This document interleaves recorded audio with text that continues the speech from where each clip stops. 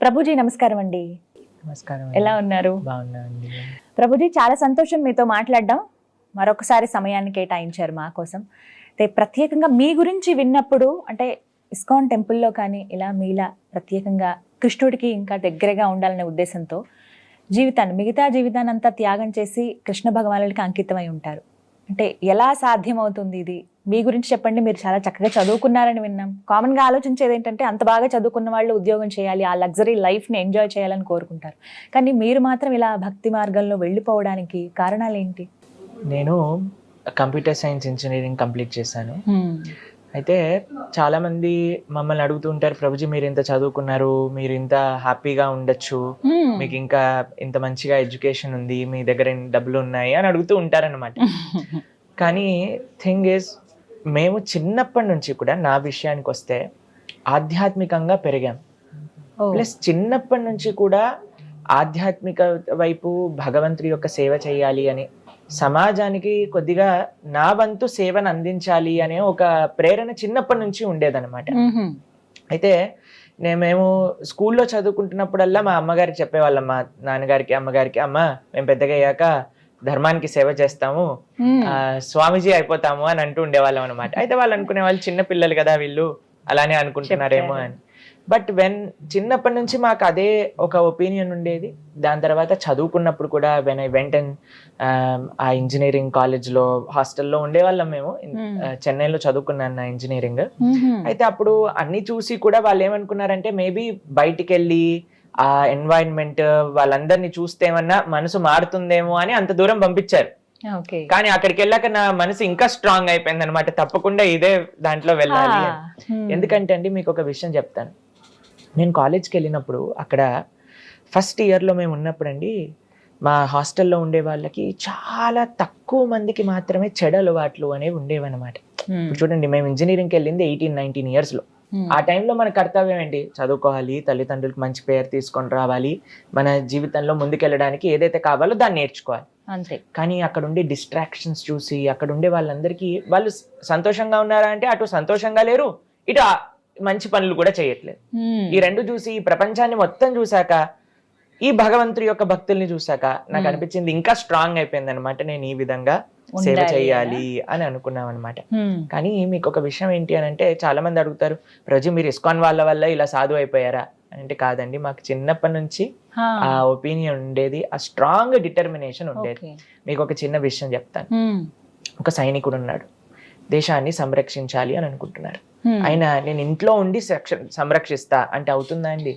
కుదరని పని. కాబట్టి ఒక దానికోసం మనం ఫుల్ గా డెడికేట్ అవ్వాలి అని అంటే ఏదో ఒక విధంగా కొద్దిగా మన వంతు త్యాగం అనేది మనం చేయాలి. ఇప్పుడు ఇందాక మీరు చెప్పారు, మీరు స్టూడియో రావాలి అని అంటే పిల్లవాడిని ఒకరి దగ్గర ఒప్పేసి రావాలి. కానీ మన మనసు ఎక్కడ ఉంది? పిల్లవాడిని చూసుకోవాలి అని ఉంది. కానీ ఆ మాత్యం త్యాగం చేయాలి కదా మన యొక్క ధర్మాన్ని అనుసరించడానికి. కాబట్టి మాకు చిన్నప్పటి నుంచి మా యొక్క సంకల్పం ఏంటి అని అంటే, నేను ఎలాగైనా సరే భగవంతుడి యొక్క సేవ, భగవంతుడి యొక్క సేవగా సమాజానికి సేవ, దేశానికి సేవ చెయ్యాలి, నా మొత్తం సమయం ఆ భగవంతుడి యొక్క సేవలో వినియోగించాలి అని అనుకుంటే వాళ్ళం అనమాట. ఇప్పుడు చూడండి, మేము ప్రొద్దున పూట 3:30 గంటలకి లేచినప్పటి నుంచి రాత్రి పడుకునే 9:30 వరకు ఎవ్రీ మూమెంట్ మేము సేవ చేసుకోగలుగుతున్నాం. అధ్యయన సేవ, దీంతో మా జీవితం అంతా సక్రమంగా గడుస్తుంది. ఇంకో ప్రశ్న చాలా మంది అడిగేది ఏంటంటే, మళ్ళీ తల్లిదండ్రులు ఎందుకు ప్రభుజీ మీరు బాధ పెడుతున్నారు అని అంటారు. కానీ మా అమ్మగారు నాన్నగారు ఇద్దరు కూడా చిన్నప్పటి నుంచి నన్ను చూశారు కదండి, కాబట్టి వాళ్ళ పూర్తి ఆశీర్వచనం మాకు ఉండింది. ఇంజనీరింగ్ కంప్లీట్ చేశాక కొన్ని నెలలు నేను వర్క్ చేశాను. తర్వాత చెప్పాను అనమాట, అమ్మ మీరు చేయమంటే నేను పని చేస్తాను, కానీ నాకు మీకు తెలిసి చిన్నప్పటి నుంచి నాకు ఈ యొక్క మార్గంలో వెళ్ళాలి అని ఉంది, మరి మీరేమంటారు అంటే, మా నాన్నగారు అమ్మగారు ఇద్దరు కూడా ఒకటే విషయం చెప్పారు, నువ్వు ఎక్కడ హ్యాపీగా ఉంటే అక్కడ మేము కూడా హ్యాపీ. ఎంతో మంది మా అమ్మగారు ఇప్పుడు కూడా చెప్తూ ఉంటారు, అందరూ కూడా వాళ్ళ యొక్క స్వార్థం కోసమని, వాళ్ళు బాగుండాలి అని కష్టపడుతున్న వాళ్ళు చాలా మంది ఉన్నారు. కానీ దేశం కోసం, ధర్మం కోసం ఒకళ్ళు ఆలోచించి వాళ్ళ జీవితాన్ని సమర్పణ చేస్తే దానికంటే గొప్ప అదృష్టం ఏముంది అని అంటారనమాట. కాబట్టి నిజంగా చెప్పాలి అని అంటే, వాళ్ళ యొక్క ప్రోత్సాహం, వాళ్ళ యొక్క ఆశీర్వాదాల వల్ల మేము ఈరోజు ఈ యొక్క భగవంతుడి గురించి మాట్లాడగలుగుతున్నాము అని అంటే వాళ్ళ యొక్క కృప. మీకు అనిపించదా అండి, అంటే ఇప్పుడు సమాజంలో చూస్తుంటారు కదా, మీతోటి వాళ్ళని మీ ఫ్రెండ్స్ కానీ ఎవరైనా కలిసినప్పుడు అరే ఏంటి నువ్వు ఇలా అంటూ మాట్లాడతారా అండి మీతో ఎవరైనా? అయితే నాకు చిన్నప్పటి నుంచి నాకు అలవాటు ఏంటంటే మంచి స్నేహం. మొన్నసారి మాట్లాడుకున్నప్పుడు కూడా మనం మీకు ఒక విషయం చెప్పాను, ఎంత మంది ఉన్నారు కాదు, ఎంత మంచి వాళ్ళు మనతో ఉన్నారు అని. సత్సంగత్వే నిస్సంగత్వం, నిస్సంగత్వే నిర్మోహత్వం, నిర్మోహత్వే నిశ్చలతత్వం, నిశ్చలతత్వే జీవన్ముక్తి. లోకే సజ్జన సంగతిరేక భవతి భవార్నవ తరణే నౌక అంటారు. ఈ లోకంలో మంచి ఫ్రెండ్షిప్ అనేది చాలా రేర్ అండి.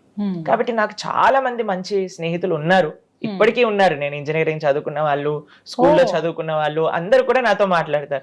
ఏం మాట్లాడతామో తెలుసా అండి, మేము ఎంత బాగా నువ్వు సేవ చేస్తున్నావు, మేము కూడా మీ ఆశ్రమానికి వచ్చి ఉండాలనుకుంటున్నావు. వాళ్ళల్లో ఎవరైనా ఇలా మీలా? లేదు అండి, చాలా తక్కువ మంది. నేను ఒక్కని ఈ యొక్క మార్గంలోకి వచ్చినా సరే వాళ్ళు ఎప్పటికీ కూడా ఎంతో అప్రిషియేట్ చేస్తారు నన్ను. వాళ్ళు అంటారు మా పిల్లలు పుట్టాక మీ ఆశ్రమానికి పంపించేస్తామని చెప్తారనమాట. కాబట్టి everybody is very well appreciative. ఎందుకంటే మనం చేసే సేవ, ఇప్పుడు చూడండి, ఒక్కొక్కళ్ళు ఒక్కొక్క విధంగా సమాజానికి, దేశానికి సేవ చేయగలుగుతారు. మరి మా సేవ ఏంటి? మేము ఇలా ఇల్లు వదిలేసి శాస్త్రాన్ని అధ్యయనం చేస్తూ మేం చేసే సేవ ఏంటి అని అంటే, భగవంతుడి యొక్క ఆ తత్వం ఏదైతే ఉందో దాన్ని యథావిధిగా శాస్త్రాలలో ఆచార్యులు ఏం చెప్పారు అనే విషయాన్ని మేము అధ్యయనం చేస్తూ అది 10 మందికి చెప్పటం. దానివల్ల ఏమవుతుంది అని అంటే భగవంతుడికి దగ్గర అవుతారు. ఎప్పుడైతే మనం భగవంతుడికి దగ్గర అవుతామో ఈ ప్రపంచంలో ఉండే ఏ కష్టము కూడా మనల్ని బాధించలేదు. ఎదుర్కొనే శక్తి, ఆ ధైర్యాన్ని భగవంతుడు ఇస్తాడు. మీకు ఒక చిన్న స్టోరీ చెప్పనా? ఒకసారి ఒక పిల్లవాడు ఉన్నాడు, చాలా ధనవంతుల యొక్క కుమారుడు అనమాట. ఆయన తప్పిపోతాడు. తప్పిపోయినప్పుడు ఒక ఆయన చూస్తాడనమాట, అయ్యో ఈయన పిల్లవాడు తప్పిపోయాడు, ఏడుస్తున్నాడు కదా అని అనుకొని ఆ పిల్లవాడిని తీసుకొచ్చి వాళ్ళ ఇంట్లో పెట్టి చక్కగా తినిపించి స్నానం చేయించి రెడీ చేయించి ఆయన అంటారు, అయ్యా నేను నిన్ను చాలా బాగా చూసుకుంటా అని ఒక స్కూల్లో జాయిన్ చేసి పెంచుతూ ఉన్నాడు అనమాట. ఎవరింట్లో అయితే ఈయన పెరుగుతున్నారో దానికంటే వీళ్ళ యొక్క సొంత తండ్రి కొన్ని లక్షల కోట్ల రూపాయలు ఆయన దగ్గర ఉన్నాయి, చాలా ధనవంతుడు. ఇప్పుడు మీరు చెప్పండి, ఈయన ఆయనని చూసుకోవటం మంచిదా, వాళ్ళ తండ్రి దగ్గరికి పంపించడం మంచిదా? ఏది బెస్ట్ అంటారు? ఈయన బ్రహ్మాండంగా చూసుకుంటున్నారు, లోటు లేదు. కానీ ఈయన దగ్గర అన్ని డబ్బులు లేవు, అంత శక్తి లేదు చూసుకోవడానికి. కానీ తప్పిపోయిన పిల్లవాడు కదా అని చేరదీశాడు.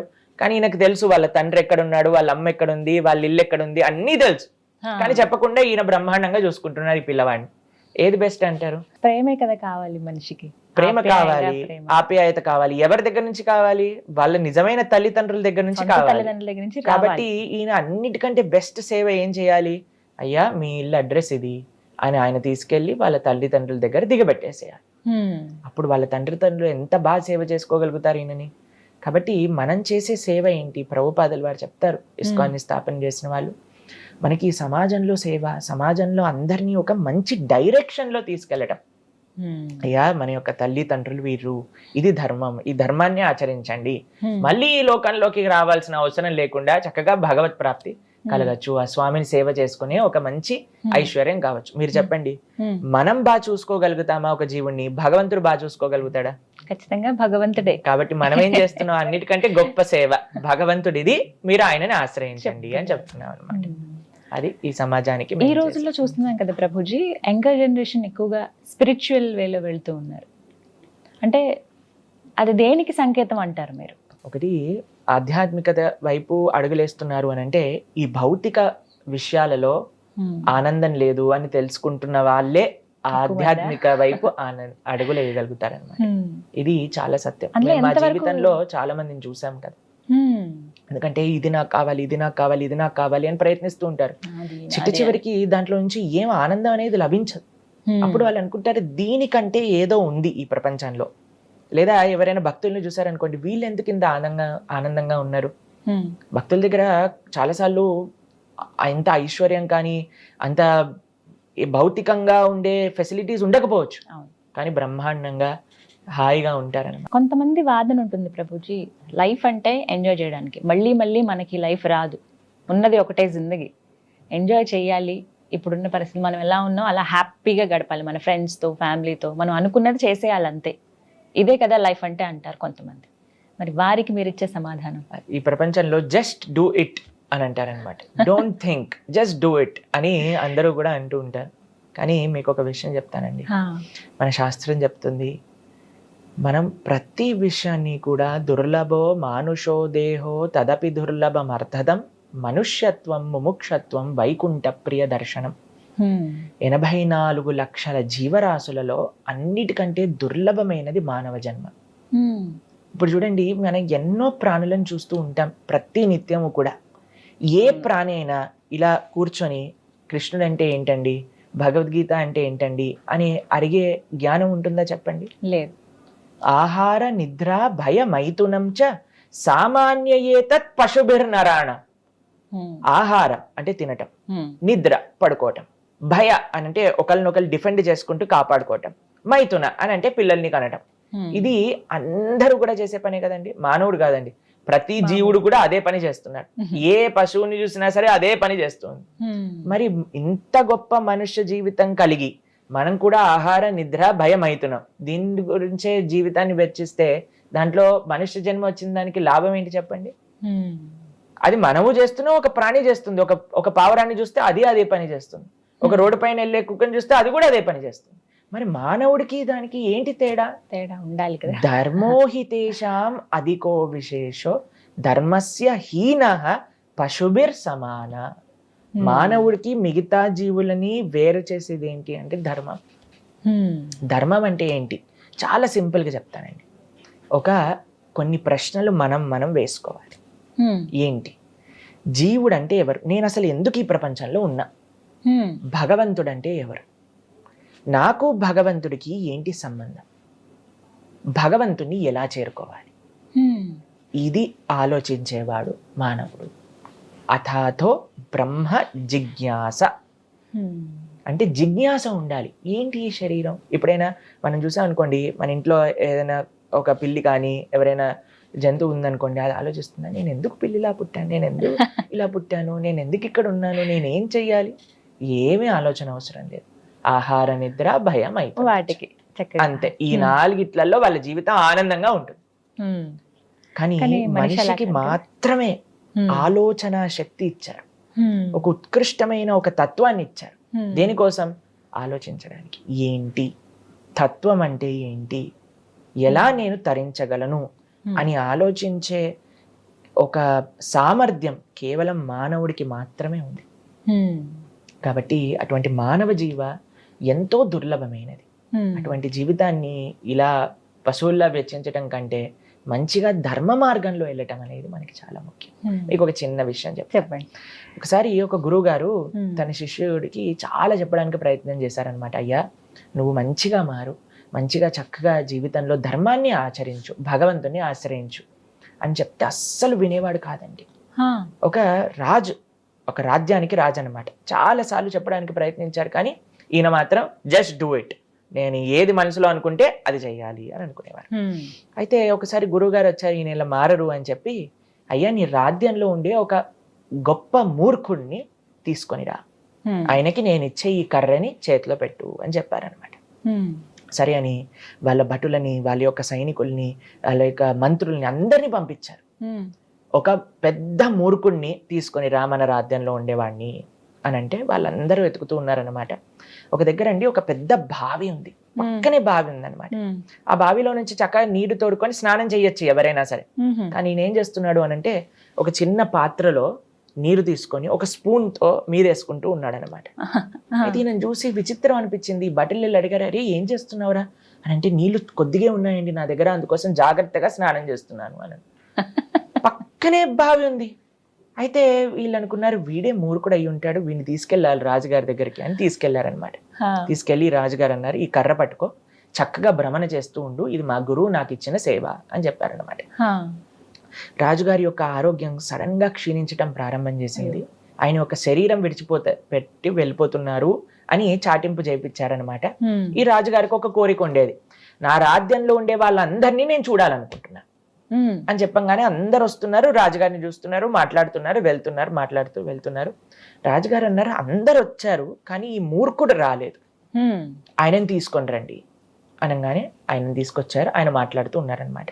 ఓ రాజా ఎక్కడికి వెళ్తున్నావు నువ్వు అని అంటే నేను చాలా దూరం వెళ్తున్నా అని అంటే మరి తీసుకెళ్ళడానికి ఏదైనా వెళ్తున్నప్పుడు తినడానికి ఏదైనా తీసుకెళ్తున్నావా అని అంటే రాజుగారు అన్నారు, అరే మూర్ఖుడా, నీకు అర్థం కాదు, ఏం తీసుకెళ్ళలే నేను, తినడానికి తీసుకెళ్ళలేవా, సరే ఎవరైనా నీ భార్యల్ని తీసుకెళ్ళు, వాళ్ళు ఉండి పెడతారు నీకు అనగానే అందరు భార్యలు లోపలికి వెళ్ళి తాళాలు వేసేసుకున్నారనమాట, డోర్ని మూసేసి ఎక్కడ రాజు రమ్మంటారేమో అని. అయితే భార్యలు రావట్లేదా, ఇంతమంది సైనికులు భటులు ఉన్నారు కదా, వాళ్ళని కొంతమందిని తీసుకెళ్ళు అనగానే అందరూ ఒక అడుగు వెన్నుకాలకి వేసేసారనమాట. అయితే రాజుగారు అంటున్నారు, ఎవరిని తీసుకొని వెళ్ళలేనురా, అది చాలా దూర ప్రయాణం అని అంటారనమాట. సరే ఇన్ని డబ్బులు, జీవితాంతం కూడా నువ్వు కష్టపడింది డబ్బుల కోసం కదా, డబ్బుల్ని తీసుకెళ్ళొచ్చు కదా కొన్ని అని అంటే, అయ్యో తీసుకెళ్ళలేనురా, నీకు చెప్పలేను, నువ్వు మూర్ఖుడివి కదా, సరే ఒక పని చేయి, నీకంటే పెద్ద మూర్ఖుడిని ఎవరైనా కనిపిస్తే వాడికి కర్ర ఇచ్చేసి నువ్వు కూడా రిటైర్మెంట్ తీసుకో అని చెప్తారనమాట. వెంటనే ఈయన ఆ కర్ర తీసి ఆ రాజుగారి చేతిలో పెడతారు. రాజుగారు అంటారు, ఏంటి నువ్వు చేసే పని, నా చేతిలో ఎందుకు పెట్టావు అని అంటే, అయ్యా జీవితాంతం మొత్తం కూడా నువ్వు ఎవరినైతే తీసుకెళ్ళలేను అనుకుంటున్నావో వాళ్ళ కోసం కష్టపడ్డావు, కానీ ఒక్కటి కూడా నీతో రాలేదంటున్నావు కదా, మరి నీకంటే పెద్ద మూర్ఖుడు ఇంకొకటి లేరు, ఈ కర్ర పట్టుకో చక్కగా అని. అయ్యో. కాబట్టి మానవ జన్మ ఎంతో అద్భుతమైనదండి. దాన్ని చక్కగా మనం ఎవరిని వదిలేయాల్సిన అవసరం లేదు. ఏ ధర్మాన్ని మీరు ఆచరిస్తున్నారో, ఏ కర్తవ్యాలు మీకున్నాయో చక్కగా చేసుకోండి. దాంతోపాటు ధర్మం యాడ్ చేయాలంతే, దేన్ని సబ్స్ట్రాక్ట్ చేయాల్సిన అవసరం లేదు. ఏదన్నా అధర్మం ఉంటే దాన్ని తీసేయాలి, ధర్మాన్ని యాడ్ చేయాలి, భగవంతుణ్ణి మన జీవితంలో యాడ్ చేసుకోవాలి. ఇది చేసే ఏకైక ప్రాణి ఎవరైనా ఉన్నారంటే అది మనుష్యుడు మాత్రమే. కాబట్టి మనం చాలా జాగ్రత్తగా ధర్మాధర్మ విచక్షణతో ఈ మానవ శరీరాన్ని గడపాలి. స్వామి, మీరు ప్రత్యేకించి అంటే ఎలా ఇప్పుడు వద్దాం అనుకుంటున్న వాళ్ళు కావచ్చు, మేము కూడా ఇస్కాన్ టెంపుల్కి వెళ్దాం అనుకుంటున్నాం, సాధువులుగా మేము మారిపోదాం అనుకుంటున్నాం అని చెప్పి కొంతమంది చెప్తూ ఉంటారు. అంటే జీవన విధానం ఎలా ఉంటుంది అసలు మీది? యాక్చువల్గా చాలా మంది మాకు చెప్తూ ఉంటారు, ప్రభుజీ మేము కూడా మీ ఆశ్రమానికి వచ్చేస్తాం ప్రభుజీ, అడ్రస్ చెప్పేయండి ప్రభుజీ అని. అయితే మేము జస్ట్ కొన్ని రోజులు వెయిట్ చేస్తాం అనమాట, వాళ్ళు ఎప్పుడైనా ఫోన్ చేస్తారని మళ్ళీ చేయరు. ఎందుకనంటే దీన్ని శ్మశాన వైరాగ్యం అని అంటారు, చూస్తారా? ఎప్పుడైనా ఏదైనా శవం కాలిపోతుంది అనుకోండి, ఈ జీవితం యొక్క సత్యం ఏంటి, ఎప్పుడు కూడా అశాశ్వతమే, ఇలా మనం ఒక రోజు కాలిపోవాల్సిందే అని అనిపిస్తుంది. అక్కడ నుంచి బయటికి రాగానే మళ్ళీ మన లోకం మనదే ఉంటుంది అంతే. కానీ సాధువులుగా మారాల్సిన అవసరం ఎవరికి లేదండి, కొంతమందికి మాత్రమే. ఎందుకంటే సాధు జీవితం అనేది అంత సులభమైన జీవితం కాదు, చాలా కఠినమైన జీవితం, ఎన్నో నియమాలతో నిష్ఠతో కూడుకున్న జీవితం అన్నమాట. మా యొక్క జీవితం అనేది సేవకే అంకితమైంది. పొద్దున్న నుంచి రాత్రి దాకా ఒక్కొక్క క్షణం కూడా ఆ భగవత్ సేవలో, సమాజ సేవలో, దేశ సేవలో గడుపుతూ ఉంటాం అనమాట. అయితే మేము చెప్పేది ఏంటి అని అంటే, ఎవ్వరూ ఏమి వదిలేయాల్సిన అవసరం లేదు. మంచి మార్గంలో, మంచి ధర్మ మార్గంలో, కృష్ణ భక్తి మార్గంలో మీరు వెళ్ళండి. అది ఎలా అనంటే, మంచిగా ఒక ఇస్కాన్ టెంపుల్ ఉంది, ఎక్కడైతే కృష్ణ భక్తి మనకి తెలుస్తుందో, భగవద్గీత, భాగవతం ఇవి చాలా ముఖ్యం. ప్రతి ఒక్కళ్ళు కూడా అధ్యయనం చేయవలసిన శాస్త్రం. మనకండి ధర్మం ఎలా వస్తుంది అని అంటే, ఏదో ఒక చిన్న పూజ చేయటం చేతో, వ్రతం చేయటం చేతో మనం భగవంతుడికి దగ్గర అవుతామా అని అంటే ప్రశ్నార్థకమే. మరి ఎలా భగవంతుడికి దగ్గర అయ్యేది అని అంటే, ప్రహ్లాదుడు చెప్తాడు, శ్రవణం కీర్తనం విష్ణోహో స్మరణం పాదసేవనం అర్చనం వందనం దాస్యం సాఖ్యం ఆత్మ నివేదనం. మొట్టమొదటి అడుగు, మీరు అన్నారు కదా మాకు కూడా భగవంతుని తెలుసుకోవాలని అని అనడానికి మొట్టమొదటి అడుగు ఏంటి అని అంటే, భగవంతుడి గురించి వినటం. ఏం వినాలి కృష్ణుడి గురించి తెలుసుకోవాలి అని అంటే, గీత, భాగవత, రామాయణాలు వినాలి. అందుకే మన పెద్దలు కూడా అండి, మీరు ఎక్కడైనా మీరు చూసారనుకోండి, భాగవత సప్తాహము అని చేస్తూ ఉంటారు. మన పెద్దలకి తెలుసు ఏ పుస్తకం మనల్ని ఉద్ధరింపజేయగలుగుతుంది, ఏ పుస్తకం మనల్ని భగవంతుడి దగ్గరికి తీసుకెళ్ళగలుగుతుంది అనేది దాన్ని ఇలా ఈ యొక్క భాగవత సప్తాహ రూపంలో అందించేశారనమాట. మనం ఎక్కడ చూసినా, ఏ గ్రామానికి వెళ్ళినా సరే అక్కడ భాగవత సప్తాహం జరుగుతుంది, రామాయణ నవాహం జరుగుతుంది అనమాట. ఈ రెండూ కూడా మానవుడికి చాలా దగ్గరగా ఉండి మనల్ని మన స్థాయి నుంచి భగవంతుడి దగ్గరికి తీసుకెళ్లే పుస్తకాలు అనమాట. కాబట్టి మనం కృష్ణుడికి దగ్గర అవ్వాలి అని అనుకుంటే ముందుగా చేయాల్సింది శ్రవణం, దాంతో పాటు చేయాల్సింది భగవంతుడి యొక్క నామ జపం. అటువంటి నామాన్ని మనం కీర్తన చేస్తూ అలా ఒక్కొక్క మెడుగు ముందు వేసుకుంటూ భగవంతుడి దగ్గరికి తెచ్చుకోవచ్చు. మీ జీవన విధానం స్వామి ఎలా ఉంటుంది? అయితే మా యొక్క జనరల్ స్కెడ్యూల్ మీకు చెప్తే, మార్నింగ్ పూట 3:30 కల్లా మేము నిద్రలేస్తాం అనమాట. 3:30 ఎవ్రీడే నియమంగా మా ఆశ్రమంలో అందరూ కూడా 3:30 కల్లా నిద్రలేసి దాని తర్వాత మాకు స్నానాది కార్యములన్నీ కూడా తీసుకొని 4 గంటలకి మా ఆలయంలో ఫస్ట్ ఆరతి జరుగుతుంది భగవంతుడికి. అయితే 4:30 కల్లా అందరూ ఆరతిలో పాల్గొంటారు, ఆశ్రమ వాసులందరూ కూడా. దాని తర్వాత 2 గంటలు మంత్ర మెడిటేషన్, భగవంతుడి యొక్క నామాన్ని జపం చేస్తాం. హరే కృష్ణ కృష్ణ కృష్ణ హరే హరే, హరే రామ రామ రామ హరే హరే అనే ఈ మంత్రాన్ని జపం చేస్తాం అనమాట. అది 2 గంటల సాధన తర్వాత ప్రతిరోజు కూడా మాకు భాగవతం అధ్యయనం చేస్తాం అందరు భక్తులు కూడా కలిసి. మా ప్రసాదం అంటే మా ఆహారం రోజుకి 2 సార్లు, 9:30కు ఒకసారి, సాయంత్రం 4:30కు ఒకసారి. సూర్యాస్తమయం అయ్యే లోపలే మా ఆహారం అంతా కూడా పూర్తయిపోతుంది అనమాట. ఆ తర్వాత ఏమి తీసుకో? దాని తర్వాత ఇంకా మళ్ళీ నెక్స్ట్ డే మార్నింగ్ 9:30 వరకు ఏం తీసుకో. దీన్ని ఇప్పుడు సైన్స్ ప్రకారంగా ఇంటర్మీడియట్ ఫాస్టింగ్ అని పెట్టేశారనమాట పేరు. ఇది ఆశ్రమ సాంప్రదాయంలో, సనాతన సాంప్రదాయంలో ఎప్పటి నుంచో ఉందన్నమాట. అందరి యొక్క ఆరోగ్యం బాగుండడానికి మనకి సనాతన వైదిక సాంప్రదాయాన్ని చూసారనుకోండి, సూపర్ సైంటిఫిక్. మనం జస్ట్ తెలుసుకోవాలి ఏంటి అని. అలాని మొత్తం సైన్స్ కాదండి ఉంది. భగవత్ ప్రీత్యర్థం మన శరీరానికి మంచి చేసేవే మన సనాతన సాంప్రదాయంలో మనకి ఇచ్చారు మన పెద్దలు. కాబట్టి 9:30కు ఒకసారి, 4:30కు ఒకసారి. వాటి మధ్యలో మేము శాస్త్రాధ్యయన, సమాజ సేవ. సమాజ సేవ ఏ విధంగా అని అంటే, మేము చెప్పాము మా ముంబై ఎక్కడైతే మా ఆశ్రమం ఉందో అక్కడ అన్నిటికంటే పూరెస్ట్ డిస్ట్రిక్ట్ అన్నమాట, పాల్ఘర్ అనే డిస్ట్రిక్ట్. అయితే అక్కడ తినడానికి చాలా మందికి అసలు అన్నం పప్పు వండుకోవడానికి కూడా డబ్బులు ఉండవు. ప్రతిరోజు కూడా నా సేవ, పర్సనల్ గా నేను చేసే సేవ ఏంటి అని అంటే, మాకు మా ఆలయంలో ప్రసాదాన్ని తయారు చేసి కొంతమంది, ఎంతమంది ఆలయానికి వస్తే అంతమందికి ఫ్రీగా మేము భోజనం పెడతాం భగవంతుడి యొక్క ప్రసాదాన్ని. దాంతో పాటు ప్రతిరోజు మేము వండి వాటిని అక్కడ ఉండే గ్రామాలందరికీ పంపిస్తాం అనమాట, అక్కడ ఉండే ప్రజల కోసం అనమాట. ఇది మధ్యాహ్నం పూట ఇటు వంట వాళ్ళందరినీ పంపించడం, వాటన్నిటిని మేము చూసుకుంటాం. దాంతో పాటు శాస్త్ర అధ్యయనం. ఇప్పుడు చూడండి, మనందరం భారతీయులం, వీఆర్ ఇండియన్స్ అంటారు. భారతీయత అంటే ఏంటి? భారతీయత అంటే భారతీయ సంస్కృతి సంప్రదాయం. భారతం అంటే కేవలం ఒక దేశం, దేశంలో ఉండే ఆ ప్రజలకు ఉండే సాంప్రదాయాలు. అదే మనకుండే సాంప్రదాయాలు అన్ని పోయాయి అనుకోండి, మనం కూడా వెస్టర్నర్స్ గా తయారైపోయాం, ఆల్రెడీ అయిపోయాం అనుకోండి, అది వేరే విషయం. కానీ రేపటి రోజున చాలా మంది అడుగుతూ ఉంటారండి, ఈయన ఇండియన్ లా మాట్లాడట్లేదు, ఈయన ఇండియన్ లా ఉండట్లేదు అని అంటే, we are sold out to western society, what can be done. కాబట్టి మన సంస్కృతి, మన సాంప్రదాయాలను మనం కాపాడుతూ ఉన్నాం అనమాట. దాంట్లో శాస్త్ర అధ్యయన, శాస్త్రాన్ని 10 మందితో పంచుకుంటాం. అయితే మా ప్రసాద 2 సార్లు, 9:30, 4:30. దాని తర్వాత ఇంకా మనం ఏం తీసుకోమన్నమాట. మధ్యలో మేము చేసే సేవ ఏంటి అని అంటే, అక్కడ మా దగ్గర చాలా మంది చాలా పేదవాళ్ళు వస్తూ ఉంటారనమాట. ట్రైబల్ పీపుల్ చాలా మంది అందులో ఉండే కూడా. వాళ్ళందరికీ కూడా మేము ప్రతి నిత్యము కూడా మా వంటశాలలో ప్రసాదాన్ని చేయటం, వాళ్ళందరికీ నివేదన చేయటం. అలానే మేము చేయించి వేరే వేరే ప్రదేశాలలో ఊళ్ళకి కూడా పంపిస్తూ ఉంటాం. అక్కడ ఉండే వాళ్ళందరికీ కూడా ప్రతి నిత్యం అన్నదానం చేయడానికి అనమాట. ఒకసారి ప్రభుపాదుల వారు ఎవరైతే ఇస్కాన్ ని స్థాపన చేసిన ఆచార్యులు ఉన్నారో ఆయన చెప్పారు, ఇస్కాన్ ఒక టెంపుల్ 10 కిలోమీటర్స్ రేడియస్ లో ఎవ్వరు కూడా ఆకలితో పడుకోకూడదు. అందుకే ఇప్పటికీ కూడా 50 లక్షల మందికి పైగా ప్రతి నిత్యము కూడా ఇస్కాన్ ఆలయాల నుంచి అన్నదాన సేవ అనేది జరుగుతుంది. ఇప్పటికీ ప్రతి నిత్యము కూడా. కాబట్టి అలా మేము ప్రొద్దున పూట సమాజ సేవ, దాంతో పాటు శాస్త్రాధ్యయనం.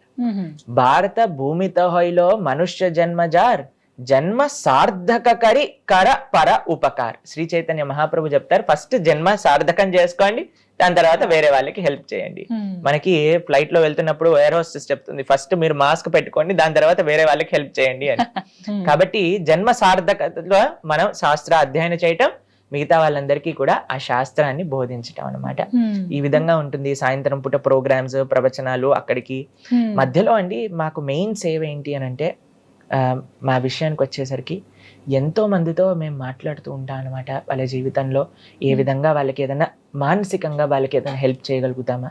హండ్రెడ్స్ ఆఫ్ యూత్ మాకు ఫోన్ మాట్లాడుతూ వాళ్ళకి ఏ విధంగా మనం జీవితంలో వాళ్ళకి ఒక ఎవరైనా డిప్రెషన్లో ఉన్నా, సూసైడల్ థాట్స్ వస్తున్నా సరే, వాళ్ళందరికీ ఒక మంచి భగవద్గీత మార్గంలో ఆ వెలుగుని నింపటం, ఇదే మనం చేసే సేవ అనమాట. ప్రతినిత్యం ఇంకా ఇలాగే ప్రతినిత్యము ఉంటుంది. అలా ఉంటుంది ఆశ్రమంలో. గురువుల సేవ, భక్తుల యొక్క సేవ, సమాజ సేవ, శాస్త్ర సేవ, దేశ సేవ, ఇదే మా యొక్క జీవితం. దైవ చింతన ఉండాలి ఒక మనిషికి, కరెక్టే అది. కానీ మిగతా పనులు కూడా చేసుకుంటూ ఉండాలి. యథావిధిగా వాళ్ళ జాబే కావచ్చు, ఏదైనా కావచ్చు, ఫ్యామిలీ లైఫ్ కాదని పూర్తిగా అన్ని కాదనుకునే వెళ్ళిపోతే ఏదో ఒక సమయంలో కాస్త అయినా బా అని అనిపిస్తుందా? మమ్మల్ని ఈ ప్రశ్న ఇటీవలే మా యొక్క రిలేటివ్ ఒక ఆయన అడిగారనమాట. ప్రభుజీ, మీరు చిన్నప్పటి నుంచి ఇంత ఆప్యులెంట్ గా పెరిగారు, చాలా గారాభంగా పెంచారు మీ తల్లిదండ్రులు ఇద్దరు కూడా, ఎప్పుడు కూడా ఏ కష్టం రానివ్వకుండా, మరి ఆశ్రమంలో మీరు సాప పైన పడుకోవాలి, అక్కడ మీకు ఏం ఫెసిలిటీస్ ఉండవు, మరి మీకు ఎలా అనిపిస్తుంది, కఠినంగా అనిపించదా అని అంటే, మీకు ఒక విషయం చెప్తాను. నా జీవితంలో అన్నిటికంటే హ్యాపీయెస్ట్ మూమెంట్స్ నేను మా ఆశ్రమం లైఫ్లో గడిపాను. ఎందుకంటే కృష్ణ సేవ అన్నిటికంటే ఆనందమైనది. సవై పుంసాం పరో ధర్మో యతో భక్తిర్ అదోక్షజే అహైతుకి అప్రతిహత యయాత్మ సుప్రసీదతే. భాగవతం చెప్తుంది, ఒక జీవుడికి తన స్వాంతన సుఖం కావాలి అని అనుకుంటే చేయాల్సింది భగవంతుడి యొక్క ఆరాధన. అహైతుకి అప్రతిహత అనంటే ఏ కోరికలు మాకు లేవండి. మేము భగవంతుడి ముందు నించున్నప్పుడు ఏ కోరిక అడగం. స్వామి, నేను మీ యొక్క సేవ ఎలా చెయ్యాలి, మీకు మేమైనా చెయ్యొచ్చా, ఇదే భక్తి అనంటే. మేము ప్రతిరోజు స్వామి దర్శనం, కనీసం మీరు చూడండి, ఒకసారి మీకు ఒక చిన్న విషయం చెప్తాను. ఎప్పుడైనా మీరు గుడికి వెళ్ళారనుకోండి, గుళ్ళ ప్రసాదం తీసుకున్నారనుకోండి, ఎంత బాగుంటుంది గుడికి వెళ్తే, ఒక ప్రశాంతత, అసలు ఎంత బాగా అనిపించింది, ఆ రోజంతా బాగున్నట్టు అనిపిస్తుంది. మేము ఆలయంలోనే ఉంటాం, ఇంకా మా జీవితం ఎందుకు బాధగా ఉంటుంది చెప్పండి. Krishna is most exciting. ఆయన ప్రతి లీలా అంత ఎక్సైటింగ్, ఆయన సేవ అంత ఎక్సైటింగ్ కాబట్టి మాకు ప్రతి నిత్యం కూడా ఒక్కొక్క క్షణం ఇలానే ఎప్పటికీ ఉండిపోవాలి అని అనిపిస్తుంది. కానీ ఎప్పుడు కూడా డల్గా అనిపించదు, అయ్యో ఇదేనా, ఈ మంత్రమైనా. ఇప్పుడు చూడండి, ఈ ప్రపంచంలో ఏ భౌతిక విషయమైనా సరే ఒక రోజు దాటింది అని అంటే దానిపైన, ఇప్పుడు మీకు న్యూస్ పేపర్ ఇచ్చాను, ఓ నిన్నటిదా అని పక్కన పెట్టేస్తాం.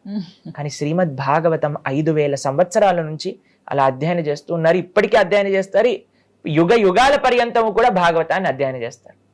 ఎందుకు అనంటే ఆ కృష్ణుడు అనే తత్వం, కృష్ణుడి యొక్క ఆ లీల, కృష్ణుడి యొక్క వైభవం అనేది ఎటర్నల్. ఆయన యొక్క స్వీట్నెస్ అనేది తగ్గదు, పెరుగుతూ ఉంటుంది. కాబట్టి ఆయన దగ్గర ఉన్న మేము, ఆయన సేవ చేస్తున్న మాకు ఎప్పుడు కూడా మాకు బోరింగ్ గా అనిపించదు, బాధ వేయదు, ఆనందంగా ఉంటాం మేము మా సేవలో. ఇంకో చిన్న విషయం మీరు అడిగారు, అన్నిటినీ చూసుకోవాలి, ఎక్స్క్లూజివ్ గా అన్నిటినీ వదిలేసి కృష్ణుడిని ఆశ్రయించాల్సిన అవసరం ఏముంది అని అన్నారు మీరు చూడండి, ఏ జీవుడైనా సరే, ఎవ్వరమైనా సరే, జీవేర స్వరూపహోయ్ కృష్ణేర నిత్యదాస్. మనము వీఆర్ ఎ స్పిరిచువల్ బీయింగ్, ఆత్మ ఆధ్యాత్మికం. మనం ఒక ఆధ్యాత్మిక జర్నీలో ఈ భౌతిక ప్రపంచంలో ఉండేవి స్వీకరిస్తూ మనం భగవంతుడి దగ్గరికి ప్రయాణం చేయాలి. మీకు ఒక చిన్న ఎగ్జాంపుల్ చెప్తాను. పూణే నుంచి ఎప్పుడైనా మీరు ముంబై వెళ్తున్నారనుకోండి, కర్జత్, లోనావాలా అని చిన్న చిన్న ప్లేసెస్ వస్తాయన్నమాట. అయితే ఇక్కడ చిక్కీ ఫేమస్, కొన్ని చోట్ల అవి ఫేమస్ అని ఏం చేస్తుంటారంటే, ఆ స్టేషన్ లాగినప్పుడు జనాలు బయటికి వెళ్ళి వెంటనే అది కొనుక్కొని ట్రైన్ ఎక్కేస్తారు. ట్రైన్ ఎక్కడికి వెళ్ళాలి? ముంబైకి వెళ్ళాలి, అవునా? కావాల్సినవి ఏంటి? ఏవో కొనుక్కోవాల్సిన సామాన్లు కావాలి, ట్రైన్ దిగి ఎక్కి మళ్ళీ వెళ్తూ ఉంటాం. మన యొక్క ఈ మానవ జన్మ యొక్క డెస్టినేషన్ ఏంటి అని అంటే భగవంతుడు.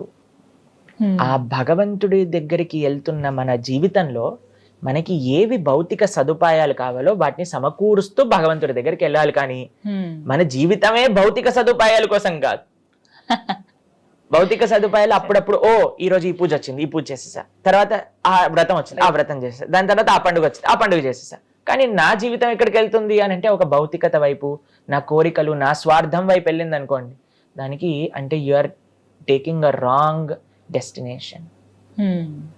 కాబట్టి we are spiritual beings in the material world. ఇది మనం అర్థం చేసుకోవాలి. మనం ఆధ్యాత్మికం, మన ప్రయాణం ఆధ్యాత్మికం, మన డెస్టినేషన్ కృష్ణుడు. ఆయన దగ్గరికి వెళ్ళే మార్గంలో చిన్న చిన్నవి మనం సమకూర్చుకుంటూ వెళ్తూ ఉండాలన్నమాట. ఇది ప్రభుజీ, శ్రీకృష్ణుడి గురించి ఇంకా తెలియని రహస్యాలు విషయాలు చాలా ఉన్నాయి అని చెప్తూ ఉంటారు. కొన్ని ఇప్పటికీ సందిగ్ధంలో ఉండిపోయినవి కూడా ఉన్నాయి. అందులో భాగంగా ఒకసారి జగన్నాథుడి గురించి మాట్లాడుకుందాం. పూరి జగన్నాథుడు రథయాత్ర ఎంత వైభవంగా జరుగుతుందో ఆ కార్యక్రమాలన్నీ కూడాను. అయితే ప్రత్యేకంగా చెప్తూ ఉంటారు, శ్రీకృష్ణ భగవానుడి గుండె ఇప్పటికీ పూరి జగన్నాథ్లో ఉండిపోయింది, ఉంటుంది అని అంటూ ఉంటారు. ఇది ఎంతవరకు నిజమండి? అయితే పూరి క్షేత్రం గురించి మనం కొద్దిగా తెలుసుకుందాం. అసలు ఎలా ఆ జగన్నాథ, బలదేవ, సుభద్ర యొక్క విగ్రహాలు అక్కడ ప్రతిష్టాపనయ్యాయి. మనకి ఇంద్రద్యుమ్న అనే ఒక మహారాజు గారు ఉండేవారు అనమాట. ఆయనకి ఒక కోరిక ఉండేది, స్వామిని నేను చూడాలి, ఆ భగవంతుని దర్శనం చేసుకోవాలి. అయితే ఆ రాజ్యంలో ఉండే ప్రజలందరికీ కూడా ఒక చాటింపు వేయించారు, ఎవరైనా ప్రత్యక్షంగా భగవంతుని చూసిన వాళ్ళు ఉంటే మాకు చెప్పండి, వాళ్ళని మేము చక్కగా సత్కరించి ఆ ప్రదేశంలో మేము కూడా భగవంతుని దర్శనం చేసుకుంటాము అని అన్నారనమాట. అయితే అప్పుడే ఆ రాజ్యానికి ఉత్కల ప్రదేశం, ఉత్కల అంటే ఇప్పుడుండే ఒరిస్సా, అక్కడ నుంచి ఒక సాధువు వచ్చి, అయ్యా నేను ఉత్కల ప్రదేశంలో నీలాచలం అనే దగ్గర భగవంతుని దర్శనం చేసుకున్నాను అని చెప్తారనమాట. అయితే సరే అని ఈయన తన యొక్క మంత్రుల్ని ఇచ్చి పంపిస్తారు, ఆ ఉత్కల ప్రదేశంలో ఎక్కడున్నారో ఈ స్వామిని ఎతికి చూపించండి అనేసరికి అక్కడ ఒక అద్భుతమైన మంత్రి అనమాట. ఆయన బయలుదేరుతారు చక్కగా ఆ ప్రదేశాన్ని వెతకడానికి. వెళ్ళి ఈ ఉత్కల ప్రదేశం ఎక్కడ, ఈ శబర జాతికి సంబంధించిన వాళ్ళు ఆ స్వామిని ఆరాధన చేస్తూ ఉన్నారనమాట. విద్యాపతి అనే ఈయన బయలుదేరారు ఎతకడానికి. అలా అడ్రస్ కనుక్కుంటూ ఈ శబర జాతికి వచ్చేసారు. ఒక ట్రైబల్ పీపుల్ అనమాట వాళ్ళు. అక్కడికి వచ్చేసరికి ఈయన తెలిసింది, ఇక్కడ వీళ్ళు ఆరాధన చేస్తున్నారు, కానీ వాళ్ళు ఎవ్వరికి కూడా చూపించే వాళ్ళు కాదనమాట. అయితే ఏం చేశారు ఆయన, ఈ శబర జాతికి సంబంధించిన ఎవరైతే రాజు ఉన్నారో వాళ్ళ యొక్క కుమార్తెని వివాహం చేసుకుంటారు. ఆవిడ పేరు లలిత. అయితే ఈ విశ్వవసు యొక్క కుమార్తె అయిన లలితని వివాహం చేసుకొని, ఇప్పుడు అల్లుడు గారు అడిగితే చెప్పించాలి కదండి. కొన్ని రోజులు అయిపోయాక నాకు కోరిక ఉంది అని అడుగుతారనమాట. ఏంటి అని అంటే, మీరు ప్రతి నిత్యము కూడా వెళ్ళి ఆరాధన చేస్తూ ఉంటారు కదా, ఆ స్వామిని చూడాలని ఉంది అని అంటారు. అయితే సరే అని తప్పకుండా తీసుకెళ్తాను, కానీ ఎక్కడికి వెళ్తున్నానో ఆ ప్రదేశాన్ని మాత్రం మీకు చూపించాను అని ఏం చేస్తారంటే, కళ్ళకి గంతులు కట్టేస్తారు. విద్యాపతికి గంతులు కట్టేసి తీసుకెళ్ళిపోతారు. అయితే ఈయన ఏం చేస్తాడంటే, చాలా తెలివిగా ఒక ఆవాలు ఒక చిన్న సంచిలో కట్టుకొని దానికి చిన్న హోల్ పెడతారనమాట. పెట్టేసరికి ఆ ఆవాలు ఇలా సంచిలో ఇలా నడుముకి పెట్టుకుంటారు. ఒక్కొక్క ఆవాలు ఇలా పడిపోతూ ఉన్నాయన్నమాట. వాళ్ళ వే అంతా కూడా మార్గం అంతా వెళ్ళేసరికి అక్కడికి వెళ్తారు, చక్కగా దర్శనం చేసుకుంటారు. అద్భుతమైన దర్శనం కలుగుతుంది. నీల మాధవ రూపంలో భగవంతుడు అక్కడ ఉన్నారు. ఈ శబర జాతికి సంబంధించిన వాళ్ళందరూ కూడా స్వామిని ఆరాధన చేస్తూ ఉన్నారు. అక్కడ చూస్తారు, ఆయన ఒక పక్షి ఇలా అని వచ్చి అక్కడ ఉండే కుండం లోపలికి వెళ్ళి ఇలా మునిగింది. వెంటనే వైకుంఠ స్వరూపంలో చతుర్భుజ రూపాలు తీసుకొని వైకుంఠానికి వెళ్ళిపోతుంది అనమాట ఆ యొక్క పక్షి. అంత అద్భుతమైన ప్రదేశం అక్కడ. చూసేసరికి చాలా ఆనందిస్తారు. మా రాజుగారికి చెప్పాలి అని వెంటనే బయలుదేరి ఇంద్రద్యుమ్న మహారాజు గారికి చెప్తారు. చెప్తే మరి దారి ఎలా తెలియదు కదా అనేసరికి అప్పటికి ఈ ఆవాల నుంచి అన్ని చెట్లు వచ్చేస్తాయి, చిన్న మొలకలు వచ్చేసాయి అనమాట. అయితే ఇంద్రద్యుమ్న మహారాజు గారిని పట్టుకొని ఈ విద్యాపతి అక్కడి నుంచి తీసుకొని వెళ్ళేసరికి అక్కడ ఆ దర్శనం అనేది కలగదు. ఆ స్వామి అక్కడి నుంచి అంతర్ధానం అయిపోతారనమాట. ఇక్కడ విశ్వవసు బాధపడతారు, ఇంద్రద్యుమ్న మహారాజు కూడా చాలా బాధపడతారు. ఏంటి, ఏం జరిగింది, ఎందుకు ఇలా స్వామి దర్శనం అంతర్ధానం అయిపోయింది అనగానే స్వామి ఇలా కళ్ళలో కనిపించి, అయ్యా నేను ఇంకొక అద్భుతమైన రూపంలో ఈ ప్రజలందరికీ కూడా దర్శనం ఇవ్వాలి అని అనుకుంటున్నా, కాబట్టి మీరు ఆయన ఒక యజ్ఞాన్ని చేస్తారనమాట. అందులో కనిపించి స్వామి చెప్తారు, ఒక పెద్ద చెక్క ముక్క ఇలా నీళ్ళల్లో ఆ సముద్రంలో వస్తుంది మీ దగ్గరికి, దానితో మీరు విగ్రహాలు చేయించండి అని చెప్తారనమాట. సరే అని ఇంద్రద్యుమ్న మహారాజు గారు దీన్ని తీసుకొచ్చి, కొన్ని రోజులకి భగవంతుడు చెప్పిన విధంగానే వచ్చేసింది. దాన్ని తీసుకొని చూసేసరికి ఎవరు చెక్కుతారు ఇక్కడ నుంచి విగ్రహాలు అనే లోపల విశ్వకర్మ ఒక చాలా వృద్ధ బ్రాహ్మణుడి యొక్క రూపంలో వస్తాడనమాట. వచ్చి, అయ్యా నేను చక్కగా చెక్కి పెడతాను, కానీ నేను బయటకు వచ్చేంత వరకు మీరు రాకూడదు అని చెప్తారు. ఈ కండిషన్తో లోపలికి వెళ్ళిపోతారు. గుండీచ అని అంటే ఈ యొక్క ఇంద్రద్యుమ్న మహారాజు గారి యొక్క భార్య. ఆవిడికి కొన్ని రోజులు అయ్యాక డౌట్ వచ్చింది, ఏంటి ఈ ముసలాయన లోపలికి వెళ్ళాడు, అసలు చెక్కుతున్నప్పుడు టక్ టక్ సౌండ్ అయినా రావాలి కదండి, ఏమీ వినిపించట్లేదు అని వెళ్ళి ఆ డోర్ దగ్గరికి వెళ్ళి చూసేసరికి అసలు ప్రశాంతంగా, అసలు ఇంత వాయిస్ కూడా లేదనమాట. అయితే ఆవిడ అనుకుంది, ఈయన చనిపోయాడేమో, ఏమైందో తెలియదు, కాబట్టి మనం విగ్రహాలని చూడాలి అని అంటే ఎలాగైనా సరే దీన్ని ఓపెన్ చేయాలి అని డోర్ ఓపెన్ చేయించేసాను. అయ్యో, ఓపెన్ చేయించేసరికి అక్కడ జగన్నాథుడు, బలభద్ర, సుభద్ర ఇన్కంప్లీట్ విగ్రహాలుగా మనకు కనిపిస్తున్నాయి, కానీ అలానే ఉండిపోయాయి అన్నమాట. అయితే ఇంద్రద్యుమ్న మహారాజు గారికి చాలా బాధేస్తుంది. అదేంటబ్బా ఇలా ఉండిపోయారు జగన్నాథుడు అనేసరికి, జగన్నాథుడు సాక్షాత్తుగా కృష్ణుడు తన కలలో కనిపించి, ఈ విధంగానే నేను ఇక్కడ పూరి క్షేత్రంలో చక్కగా ఆరాధన చేసుకోవాలనుకుంటున్నాను. మీరు అడిగారు కదా కృష్ణుడు గుండె ఉందా అని. కృష్ణుడు గుండె కాదండి, సాక్షాత్తుగా కృష్ణుడే జగన్నాథుడిలా ఉన్నాడు అక్కడ. భగవంతుడికి భగవంతుడి యొక్క విగ్రహానికి తేడా లేదు. చాలా మంది ప్రశ్నిస్తూ ఉంటారు, సనాతన ధర్మంలో విగ్రహారాధన లేదు. మీరు చూడండి, భగవంతుడే వచ్చి నా విగ్రహాల్ని చేయించింది అని చెప్తున్నారు. కాబట్టి మనం స్వామి యొక్క శ్రీ విగ్రహాన్ని ఆరాధన చేస్తుంటే అది సాక్షాత్తుగా భగవంతుణ్ణి ఆరాధన చేసినట్టే.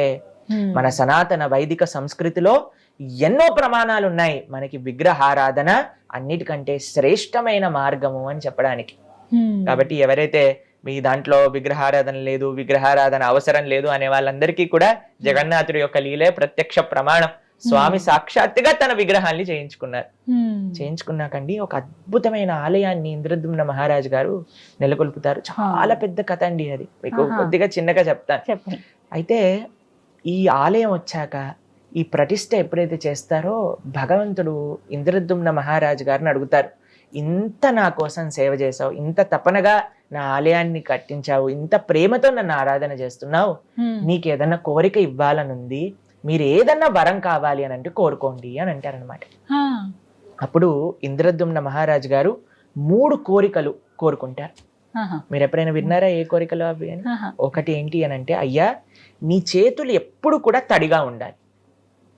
అంటే ఏంటో తెలుసా, ఎప్పుడు కూడా తింటూ ఉండాలన్నమాట, భోజనం చేస్తూ ఉండాలి, స్వామి ప్రసాదాన్ని నైవేద్యాన్ని స్వీకరిస్తూ ఉండాలి. స్వీకరించి చేతులు కడుగుతారు కదండి, చేతులు కడుక్కోగానే ఇంకో నైవేద్యం రావాల్సిందే అక్కడికి ఇంకొకటి. కాబట్టి పూరి జగన్నాథ క్షేత్రంలో ఉండే ఒక విలక్షణమైన సాంప్రదాయం ఏంటి అని అంటే, ప్రతి నిత్యము కూడా భగవంతుడికి నైవేద్యం సమర్పణ చేస్తూ ఉంటారన్నమాట. పూరికి ఎంత మంది వెళ్తే అంత మందికి భగవంతుడి యొక్క మహాప్రసాదం అనేది లభిస్తూ ఉంటుంది. కొత్త మట్టి కుండల్లో స్వామికి చేస్తూ ఉంటారనమాట నైవేద్యం. ఎంతో వేల మంది సేవకులు కేవలం భగవంతుడి యొక్క నైవేద్యాన్ని ఉండడానికి అక్కడ సేవ చేస్తూ ఉంటారు. ఎంతో బాగుంటుందండి. పూరికి వెళ్ళి మీరు చూసారనుకోండి, అసలు ఆ వంటశాల, ఆ వంట గది లోపలికి వెళ్ళనివ్వరు. బయట నుంచి చూస్తే కట్టెల పొయ్యి మీద కొత్త కొత్త కుండలతో వాళ్ళందరూ కూడా తయారు చేస్తారు. అక్కడ ఒక పెద్ద బావి ఉంటుంది. ఆ బావిలో నుంచి నీళ్లు తీసుకొచ్చి వంటింట్లో అందించటము కొన్ని తరతరాలుగా చేస్తున్నారనమాట వాళ్ళ యొక్క వంశీకుల సేవ. కొన్ని వేల మంది పూరి ఆలయంలో సేవ చేస్తూ ఉంటారు. ప్రతి నిత్యము కూడా భగవంతుడికి ఈ విధంగా నైవేద్యాలు అనేవి సమర్పణ అవుతుంది. అవందరినీ కూడా భక్తులకి పంచిపెడుతూ ఉంటారనమాట. ఇది మొట్టమొదటి కోరిక. రెండో కోరిక ఏంటి అని అంటే, అయ్యా నీ దర్శనం ఎప్పుడు కూడా భక్తులకి అవుతూ ఉండాలి. కాబట్టి పూరి క్షేత్రంలో జగన్నాథుడు చాలా కొద్దిసేపు మాత్రమే నిద్రపోతారు. మామూలు సమయంలో ఎప్పుడు కూడా దర్శనం. మీకు విషయం తెలుసా, అక్కడ విచిత్రం ఏంటి అని అంటే, స్వామికి అలంకరణ చేసేటప్పుడు కూడా భక్తులు దర్శనం చేస్తూ ఉంటారనమాట. స్వామికి అలంకరణ తీసేసి నెక్స్ట్ అలంకరణ వేస్తూ ఉంటారు, అయినా సరే భక్తులు దర్శనం చేసుకుంటూ ఉంటారు. జనరల్ గా ఆలయంలో మనం చూసాం అనుకోండి, అలంకరణ అయిపోయాక కర్టెన్లు తీసి దర్శనం ఉంటుంది. కానీ పూరిలో ప్రతి నిత్యము దర్శనమే అనమాట. మూడో కోరిక ఏంటో తెలుసా అండి, నాకెప్పుడు కూడా పిల్లలు పుట్టకూడదు. అయితే ఎందుకు ఇంద్రద్యుమ్న మహారాజు గారు ఇలా అన్నారు అని అంటే, ఇప్పుడు నాకు పిల్లవాడు పుట్టాడు అనుకోండి, వాడు అంటాడు ఇది మా నాన్న కట్టించిన గుడి, వాళ్ళ పిల్లవాడు అంటాడు మా తాత కట్టించిన గుడి, దీనికి నేను అర్హుణ్ణి, నాకు స్పెషల్ దర్శనాలు కావాలి, నేను చెప్పింది జరగాలి. అయ్యా ఇది నీ గుడి, నీ భక్తుల గుడి, నీకు నీ భక్తులకి ఎవ్వరు మధ్యలో రాకూడదు, చక్కగా వాళ్ళందరూ నేను సేవ చేసుకోవాలి, కాబట్టి నా అనేవాడు ఉండాల్సిన అవసరం లేదు అని అన్నారండి ఇంద్రద్యుమ్న మహారాజు. ఇప్పుడు చూడండి, అంత భగవంతుడు వచ్చి మీ కోరికలు నెరవేరుస్తా అని అన్నప్పుడు ఇంద్రద్యుమ్న మహారాజు తన కోసం తానేమన్నా అడిగాడా అండి? అయ్యా నువ్వు బాగుండాలి, నువ్వు బాగా తినాలి, నువ్వు నీ భక్తులకి మంచిగా కృప చూపించాలి, నా అనేది ఉండకూడదు. నువ్వు నీ భక్తులు ఇద్దరు కూడా చక్కగా మీ పైన ప్రేమ వాళ్ళు చూపిస్తారు, వాళ్ళ పైన ప్రేమ నువ్వు చూపించు. ఇది నిజమైన భక్తి అని అంటే జగన్నాథపురిలో ఉంది. సాక్షాత్తుగా కృష్ణుడు, సాక్షాత్తుగా బలరాముడు, సాక్షాత్తుగా సుభద్ర. నీలాచల నివాసాయ నిత్యాయ పరమాత్మనే బలభద్ర సుభద్రాభ్యాం శ్రీ జగన్నాథాయ తే నమః. ఆ నీలాచలంలో ఉంది సాక్షాత్తుగా కృష్ణుడే. అయితే అక్కడ ఉండే సాంప్రదాయం, ఆ లోకల్ సాంప్రదాయం ప్రకారంగా నాభి బ్రహ్మ అని అంటారు. అది ఏంటో తత్వం ఇంకా అంత ఎవ్వరికి కూడా తెలియదు, అదొక రహస్యం. నాభి బ్రహ్మ అది జగన్నాథుడి లోపల నుంచి ఇంకొక విగ్రహం లోపలికి ట్రాన్స్ఫర్ చేస్తారు అనేది మనం చూస్తూ ఉంటాం, కానీ అది ఏంటి అనే విషయాలు మనకి అంత క్లారిటీగా తెలియదు అనమాట. ఇంకో విషయం ఏంటి అని అంటే, స్వామి యొక్క ఈ విచిత్రమైన లీలలు, ఈ విలక్షణమైన లీలలు ఎన్నో ఎన్నో ప్రదేశాల్లో ఉంటూ ఉంటాయి. కానీ జగన్నాథపురిలో ఉండే కృష్ణుడు, మనం ఆ నాభి బ్రహ్మ చేత కృష్ణుని జగన్నాథుని ఆరాధన చేయట్లేదు, జగన్నాథుడు కృష్ణుడు కాబట్టి ఆరాధన చేస్తున్నాం. ఆయన యొక్క మహిమలు, ఆయన యొక్క లీలలలో ఎన్నో రకాల రహస్యాలు, ఎన్నో లీలలు జగన్నాథపురిలో మనం వీక్షిస్తాం అనమాట. ఆ విగ్రహాలు కూడా ఎన్నో సంవత్సరాలకు ఒకసారి ఇలా మారుస్తారు కదండి. అవునండి. వాటి గురించి కూడా చాలా ఆసక్తిగా ఉంటాయి విన్నా కూడా. నిజమే, లీలలు చాలా భగవంతుడు ఉంటాయి. అక్కడ చెప్తారు ఏంటి అని అంటే, భగవంతుడికి నిజంగా మారాల్సిన అవసరం లేదు. ఒకసారి భగవంతుడి యొక్క విగ్రహాన్ని మనం ఆరాధన చేస్తున్న మనస్సుతో ఆవాహన చేసి అని అంటే, అక్కడ సాక్షాత్తుగా భగవంతుడు వచ్చి ఉన్నారు. ప్రాణ ప్రతిష్ఠ అని అంటారు, మీరు వినే ఉంటారు కదా. భగవంతుణ్ణి ఆ విగ్రహం లోపలికి ఆవాహన చేస్తాం అనమాట. చాలా మంది అంటారు, మీరు రాయిని పూజ చేస్తున్నారు. మేము రాయిని పూజ చేయట్లేదండి, రాయి లోపలిని భగవంతుని ఆహ్వాన చేసి, ఇప్పుడు చూడండి, ప్రేమ మీరు ఎవరి దగ్గరైనా ఉంది అని అనుకోండి, అయ్యా మీరు తప్పకుండా రావాలి మా దగ్గరికి అని అంటే మీరు వెళ్తారా లేదా? వెళ్తారా అండి? ఆహ్వానిస్తే ఖచ్చితంగా తప్పకుండా వెళ్తారు కదా. ప్రేమతో ఆహ్వానం చేస్తే తప్పకుండా వెళ్తారు కదా. మరి భగవంతుడు ప్రేమైక మూర్తి అన్నప్పుడు అంతటా ఉండే స్వామి ఆ రాయిలో ఎందుకు ఉండరండి? అయ్యా స్వామి నిన్ను ఈ విధంగా నేను ఆరాధన చెయ్యాలి అని అనుకుంటున్నప్పుడు మనం ప్రేమతో ఆహ్వానం చేస్తే ఎందుకు స్వామి రాడండి కదా. కాబట్టి మనం ఆరాధన, ఆ శ్రీ విగ్రహాన్ని యొక్క ఆరాధన అనేది తప్పనిసరిగా చేయాలి. అందులో భగవంతుడు సాక్షాత్తుగా ఉన్నాడు. కాబట్టి ఆ స్వామిని అక్కడ చూస్తే నవకలేవరం అనే ఒక ఉత్సవం చేత ఎప్పుడైతే అధిక ఆషాఢ మాసం వస్తుందో అప్పుడు మారుస్తారనమాట విగ్రహాల్ని. ఒక కొత్త విగ్రహాలని చేయించి అందులో నుంచి ఈ నాభి బ్రహ్మని ఇందులోపల పెట్టి మిగతా ప్రతిష్టా కార్యక్రమాలన్నీ కూడా చేసేసి ఈ పురాణ విగ్రహాలన్నింటినీ కూడా తీసుకెళ్లి అక్కడ ఒక ఆలయంలోనే ఒక దగ్గర ఉంటుంది, ఒక ప్రదేశం ఉంటుంది అనమాట. అందులోపల వాళ్ళు పూజ చేస్తారనమాట. ఇది అక్కడ పూరిలో ఒక లోకల్ సాంప్రదాయంగా నడుస్తూ ఉంటుంది. అయితే ఒకళ్ళ దగ్గర నుంచి నేను విన్నాను, ఒక భక్తుల దగ్గర నుంచి.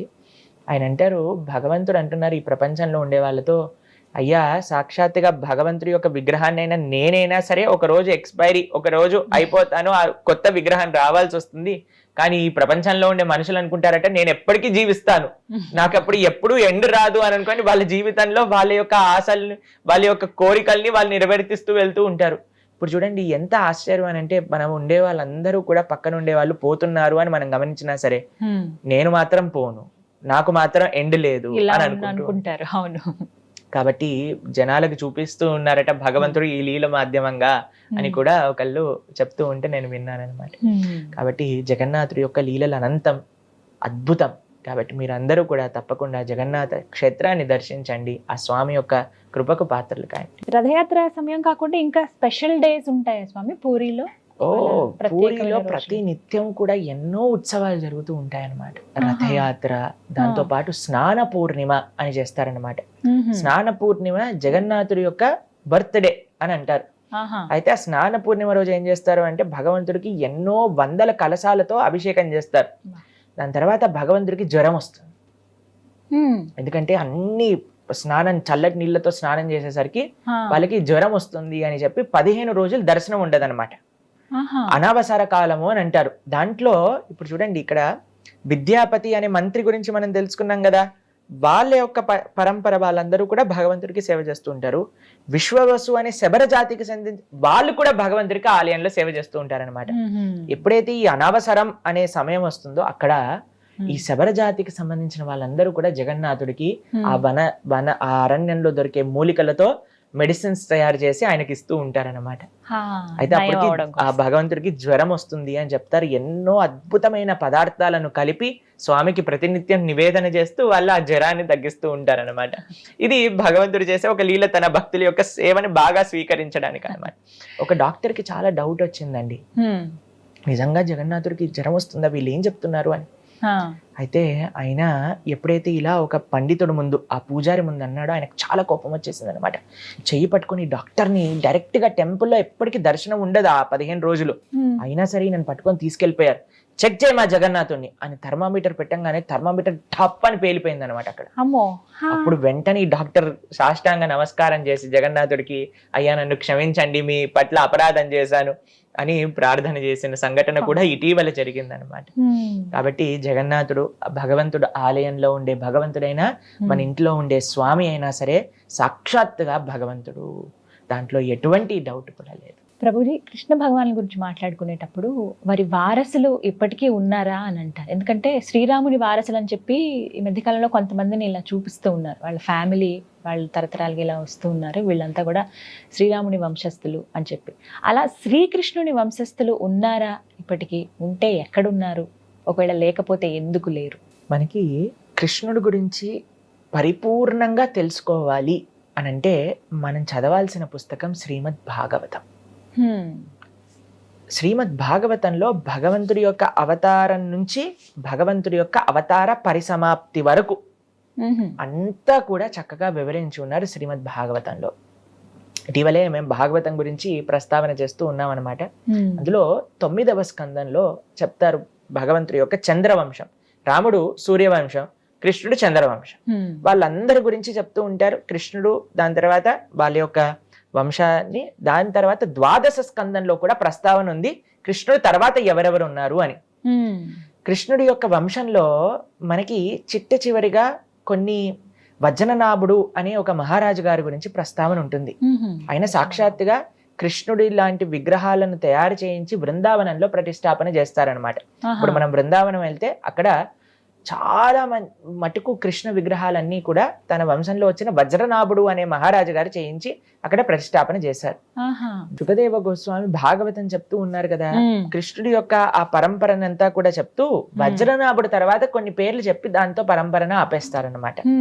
కొంతమంది ఏం చెప్తారు అని అంటే, ఈ సూర్యవంశ చంద్రవంశానికి సంబంధించిన రాజులు తపస్సు చేస్తూ ఉంటారు ఎక్కడో, మళ్ళీ కృతయుగం వచ్చాక మళ్ళీ ఆ చంద్ర సూర్య వంశాలను ముందుకు తీసుకెళ్తారు అని కూడా చెప్తారు. కానీ భాగవత ప్రస్తావన మాత్రం మనకి ఇప్పుడు మనం ఉన్న సమయం కలియుగంలో 5000 సంవత్సరాల్లో మనం ఉన్నాం అనమాట. ఇక్కడ ఈ సుఖదేవ గోస్వామి ప్రస్తావన చేసిన భాగవతం యొక్క పరంపర మనకంటే ముందు ఒక 2000 సంవత్సరాల ముందే అయిపోయింది. దాని తర్వాత వాళ్ళు ఎక్కడున్నారు ఏంటి అనేది ప్రస్తావన భాగవతంలో లేదు.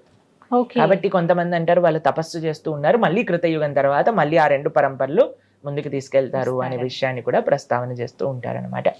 కానీ నిజమైన వారసులు కృష్ణుడికి ఇప్పుడు ఉన్నారా అని అంటే ఉన్నారు. ఎవరో తెలుసా అండి? స్వామిని సేవించే వాళ్ళు, స్వామి భక్తి చేసేవాళ్ళు. గోపికలందరూ కూడా భగవంతుడికి ప్రార్థన చేస్తూ తవ కథామృతం తప్త జీవనం కవిభిరీడితం కల్మషాపహం శ్రవణ మంగళం శ్రీమదాతతం వాళ్ళంటారు.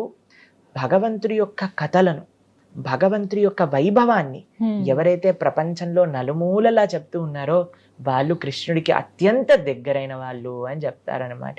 కాబట్టి ఎవరైతే ఆ భగవత్ తత్వాన్ని ఇప్పటికీ కూడా అర్థం చేసుకొని మనందరికీ అందిస్తున్నారో వాళ్ళు నిజమైన కృష్ణ వారసులు అనమాట. రక్షతాం సర్వలోకస్య స్వజనస్య పరిరక్షిత అని భగవంతుడి గురించి చెప్తారు. స్వజనస్య అనంటే తనదైన వాళ్ళు. ఎవరు అనంటే తనని ఆశ్రయించే వాళ్ళు, తన భక్తి చేసేవాళ్ళు. కాబట్టి ఇప్పటికీ కూడా కృష్ణుడి గురించి మనం తెలుసుకుంటున్నాం. ఎవరి దగ్గర నుంచి తెలుసుకుంటున్నాం? అటువంటి భక్తులు ఎవరైతే ఉన్నారో వాళ్ళు నిజంగా ఆ కృష్ణుడి యొక్క పరంపరకి చెందిన వాళ్ళే, వారి వారసులుగానే చూడాలంటారు. ప్రభుజీ, ద్వారక గురించి ఎన్నో సందేహాలు ఉన్నాయి. ఇప్పటికీ అసలు ద్వారక నగరం ఉండేదా, ఉంటే ఎలా ఉండేది అని అంటారు. అసలు ద్వారక లేదు, అలాంటి పట్టణాలు ఏవి లేవు, వాటి గురించి ఏదో చెప్తారంతే అనేవాళ్ళు కొంతమంది ఉన్నారు. కానీ సముద్రంలో ద్వారకకి సంబంధించిన ఆనవాళ్ళు ఉన్నాయని కొన్ని పిక్చర్స్ ద్వారా మనం చూస్తూ ఉన్నాం. నిజంగా అసలు ద్వారకా నగరం ఉండేదా? ఉంటే గనక ఎందుకు మునిగిపోయింది? మునిగిపోయేలాగా శ్రీకృష్ణ భగవానుడు ఎందుకు నిర్మించారు? అసలు ఆ ప్రజలంతా ఏమైపోయారు? ఇవి చాలా సందేహాలు. ఏం చెప్తారు? అయితే ద్వారక గురించి మీరు ప్రశ్న అడిగారు. ద్వారక కృష్ణుడు బృందావనంలో ఉండేవారు. కంస సంహారం కోసం మథురా నగరానికి వచ్చారు. మథురలో బ్రహ్మాండంగా వైభవంగా అందరూ కలిసి ఉంటున్నారు. జరాసంధుడు అనే ఒక రాజు చాలా సార్లు మథురా నగరాన్ని ఆక్రమించడానికి ప్రయత్నం చేశారన్నమాట. ఎన్నోసార్లు యుద్ధానికి వచ్చారు. అయితే చాలా మంది ఏమనుకుంటారు అని అంటే జరాసంధుడికి భయపడి కృష్ణుడు ద్వారకకి వెళ్ళారు అని అనుకుంటారు. కానీ నిజం కాదండి. కృష్ణుడు తన యొక్క ద్వారక ఆ మథురా వాసులందరినీ కూడా ఒక ప్రైవేట్ ప్లేస్ కి తీసుకెళ్ళాలి, అక్కడ వాళ్ళందరితో చక్కగా లీలలు చేస్తూ తన ఐశ్వర్యాన్ని ప్రకటింపజేయాలి అని స్వామి నిశ్చయం చేసుకున్నారనమాట. మీకు ఇప్పుడు దుబాయ్ లాంటి దేశాలలో మీరు చూస్తే సగం విల్లా వాటర్ లోపల సగం పైన ఉంటుంది. అలాంటివన్నీ చాలా ఫ్యాసినేటింగ్ గా ఉంటాయి అన్నమాట. అయితే అలా భగవంతుడు కూడా తమ వాళ్ళందరినీ కూడా ఒక మంచి ఫ్యాసినేటింగ్ ఎక్స్పీరియన్స్ ఇవ్వాలి అని అనుకున్నారు. ఒక రాత్రిలో ద్వారకా నగరాన్ని నిర్మించేశారు. తన యొక్క ఐశ్వర్యం అటువంటిది. భగవంతుడు అంటే మామూలు కాదండి. ఒక రాత్రిలో ద్వారకా నగరం మొత్తం కూడా రాత్రి పూట మధురలో పడుకున్న వాళ్ళు ప్రొద్దున పూట ద్వారకలో లేశారు. నగరంలో ఉండే ప్రజలందరినీ కూడా రాత్రికి రాత్రి షిఫ్ట్ చేయించేశారనమాట భగవంతుడు. అయితే చక్కగా ఆ ద్వారకా నగరం గురించి చెప్తారండి భాగవతంలో, మహాభారతంలో. మీరు చూస్తే అసలు 8 నుంచి 9 లక్షల బంగారు భవనాలు ఉండేవట ద్వారకలు. అసలు రాసి పోసిన ఐశ్వర్యం ద్వారక. అంత అందం, అంత వైభవం ఇంకా ప్రపంచంలో ఇంకెక్కడ ఉండేది కాదు. అంత అద్భుతమైన నగరాన్ని నిర్మించారు కృష్ణుడు అన్నమాట. అయితే ఇక్కడ నుంచి జరాసంధుడు అపరెంట్ గా చూస్తే మనం జరాసంధుడు యొక్క ఆ సైన్యాన్ని దాడికి ఈయన అక్కడికి వెళ్ళిపోయినట్టే అనిపిస్తుంది, కానీ అది నిజం కాదు. ఎందుకు అనంటే జరాసంధుడు చివరిసారికి వచ్చినప్పుడు కృష్ణుడు బలరాములు ఇద్దరూ కూడా పారిపోతారు. చాలా మంది ఈ ప్రపంచంలో ఈ విషయాన్ని కూడా కృష్ణుడిని అడుగుతూ ఉంటారనమాట. ఏ కృష్ణ, ఈయన భయపడి పారిపోయారు జరాసంధుడి యొక్క యుద్ధం నుంచి అని. ఇంకో విషయం తెలుసా అండి, కృష్ణుడు ఏం చేసినా తనకి వైభవమే. కృష్ణుడు యుద్ధం నుంచి పారిపోతే ఆయనని రన్ చోడ్ రాయ్ అని పిలుస్తారనమాట. ద్వారకలో డాకోర్ ద్వారక అని ఒక ప్రదేశం ఉంది. అక్కడ ఆయన భగవంతుడి పేరే రన్ చోడ్ రాయ్ అంటే యుద్ధాన్ని వదిలేసి పారిపోయిన వాడు. అక్కడ లైన్లు కట్టి భగవంతుడికి దర్శనం చేస్తూ ఉంటారనమాట. కాబట్టి మానవ మాత్రం ఏమైనా చేసామనుకోండి మనకి అది గొప్పతనాన్ని తెచ్చిపెట్టదు. కానీ కృష్ణుడు ఏం చేసినా, ఆయన వెన్నదనం చేశారనుకోండి ఆయన మక్కన్చోర్ అయ్యారు. ఇక్కడ యుద్ధం నుంచి పారిపోయారు అనుకోండి రంచోడ్ రాయ్ అయ్యారు. గోవర్ధనాన్ని ఎత్తారనుకోండి గిరిధరుడు అయ్యాడు. గోవులను పాలించారనుకోండి గోపాలుడు అయ్యాడు. ఆయన ఏది చేసినా లీల. ఆయన చేసేదే దానికోసం. నేను ఏం చేసినా సరే అందరు కూడా అనుకుంటారు మా కృష్ణ బలరాములు పరిగెత్తిపోతున్నారు అని ఎక్సైటింగ్ గా చూస్తారనమాట. ఏమైంది అంటే జరాసంధుడు తన యొక్క సైన్యం మొత్తం కూడా వేసుకొని కృష్ణ బలరాములు వెనకాల పడతారండి. అయితే అక్కడ ప్రహసన అనే ఒక పెద్ద పర్వతం, చాలా పెద్దదనమాట, దాని పైకి ఎక్కేస్తారు. అప్పుడు ఈయన జరాసంధుడు అనుకుంటారు మంచి పని అయింది, వీళ్ళిద్దరు ఈ పర్వతం పైకి వెళ్ళిపోయారు, చుట్టూ కూడా మంట పెట్టిచ్చేస్తాడు అనమాట. ఆ పర్వతం చుట్టూ కూడా ఈ పర్వతంలో కాలిపోతారు ఈ కృష్ణ బలరాములు ఇద్దరు అని. అయితే ఏం చేస్తారు తెలుసా, ఎప్పుడైతే ఆ మంట ఇలా పైకి వస్తుందో కృష్ణ బలరాములు ఇద్దరు కూడా ఎన్నో యోజనాలు పొడవున్న పర్వతం పై నుంచి లాంగ్ జంప్ చేస్తారు. అమ్మో, పర్వతం నుంచి కిందకి హ్యాపీగా సేఫ్ ల్యాండింగ్ అయ్యి మళ్ళీ వాళ్ళు ద్వారకా నగరానికి వెళ్ళిపోతారనమాట. కాబట్టి ఈ ప్రపంచంలో మనకి చాలా మంది భగవంతులు దొరుకుతూ ఉంటారు ఈ కలియుగంలో. మెయిన్ గా వాళ్ళకి చెప్పాల్సింది ఒక టెస్ట్, మీరు బిల్డింగ్ మీద నుంచి కిందికి దూకండి, మీ కాళ్ళు చేతులు ఇరగకపోతే అప్పుడు మనం భగవంతుడిగా యాక్సెప్ట్ చేసుకోవచ్చు అనమాట. కానీ ఇప్పుడు విచిత్రం ఏంటంటే కలియుగంలో బీపీ షుగర్ ఉన్న భగవంతులు, దగ్గే భగవంతులు, నేను భగవంతుని అంటారనమాట. కానీ కృష్ణ బలరాముల యొక్క లీలల్లో మేము చూస్తాం ఎప్పుడు కూడా యశోదమ్మ ఒక రోజు కృష్ణుడిని హాస్పిటల్ కి తీసుకెళ్ళినట్టుగాను ఏదైనా మెడిసిన్ వేసినట్టుగాను ఎక్కడా కూడా లేదనమాట. అది భగవంతుడి యొక్క లక్షణం. ఆయన భగవంతుడు, మనందరం జీవులం. అయితే ఎందుకు ఈ విషయాన్ని ప్రస్తావన చేశారంటే కృష్ణుడికి ఏం భయపడాల్సిన అవసరం లేదు. కృష్ణుడు ద్వారకా నగరాన్ని నిర్మించింది కేవలం తన భక్తులకి ఒక ఎక్స్క్లూజివ్ ప్రదేశాన్ని అందించాలి, వాళ్ళతో చక్కగా లీలలు చేయాలి అని ఆ ద్వారకా నగరాన్ని నిర్మించారు. అయితే ద్వారకా నగరంలో ఉండే వాళ్ళు ఎవరు, ఆ యదుకులంలో ఉండే వాళ్ళు ఎవరు అని అంటే సాక్షాత్తుగా నిత్య ద్వారక భగవంతుడి యొక్క లోకం నుంచి అవతరించిన వాళ్ళే అన్నమాట. అందరూ కూడా భగవంతుడి యొక్క అవతార పరిసమాప్తి జరిగిపోతుంది అన్నప్పుడు వాళ్ళు కూడా స్వామి యొక్క లోకానికి వెళ్ళాలి కదా.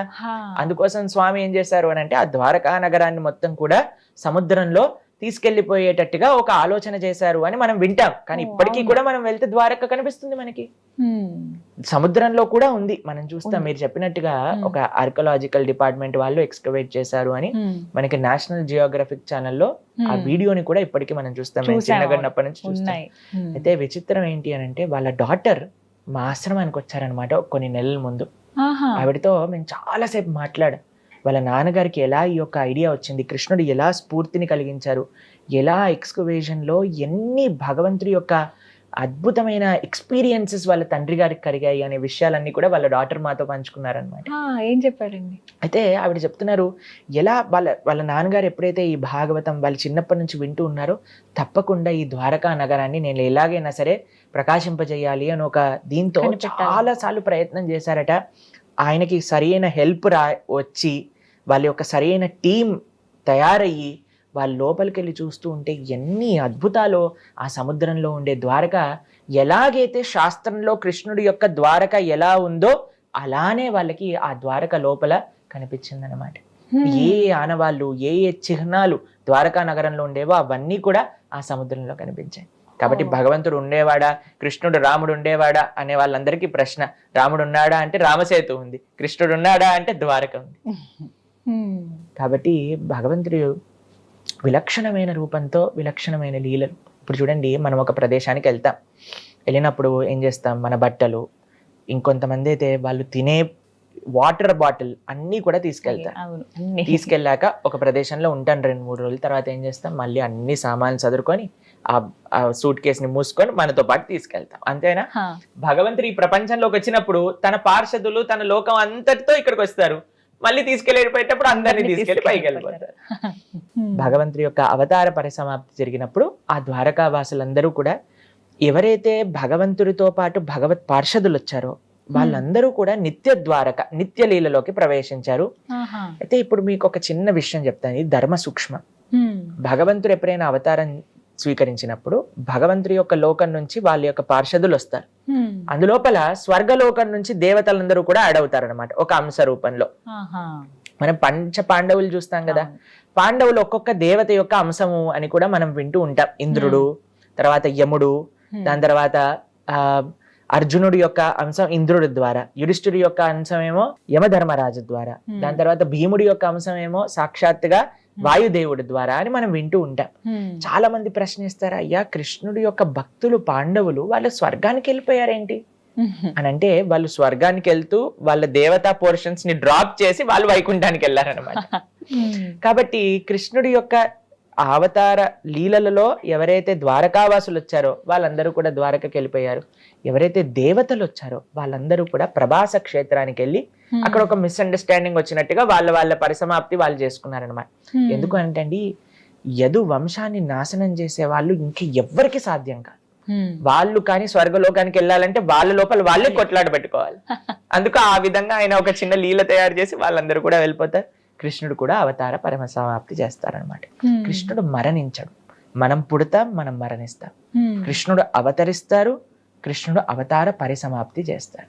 ఇప్పుడు ప్రతిరోజు కూడా సూర్యుడు ఉదయిస్తున్నప్పుడు ఈ రోజు సూర్యుడు పుట్టాడు, సాయంత్రం పూట సూర్యుడు వెళ్ళిపోయినప్పుడు సూర్యుడు చనిపోయాడు అంటే అలానే భగవంతుడు ఈ లోకంలో ఉదయిస్తాడు, అస్తమిస్తాడు. ఎప్పుడైతే స్వామి అస్తమిస్తాడో తన పార్షదులందరూ కూడా వాళ్ళ లోకాలకి వెళ్ళిపోతారు. మిగతా వాళ్ళందరూ కూడా నిత్య లీలలోకి ప్రవేశిస్తారు. ప్రభుజీ, శ్రీకృష్ణ భగవానుడి లీలలు అనంతమైనవి. అవి చిన్నప్పటి నుంచి ఆయన ఎదుగుతున్న క్రమంలో వారు పెద్ద అయిన తర్వాత కురుక్షేత్రం వరకు కూడా, అప్పుడు గీతను బోధించినప్పటి వరకు ప్రతిదీ చాలా మనకి వింతగా ఉంటాయి. అనుభవపూర్వకంగా మనం చాలా విషయాలు కూడా తెలుసుకుంటాం వాటి గురించి. ఇవన్నీ బాగానే ఉంటాయి. ప్రత్యేకంగా కృష్ణుడి గురించి మాట్లాడేటప్పుడు శ్రీకృష్ణ భగవానుడికి ఇంతమంది భార్యలా అని అంటూ ఉంటారు.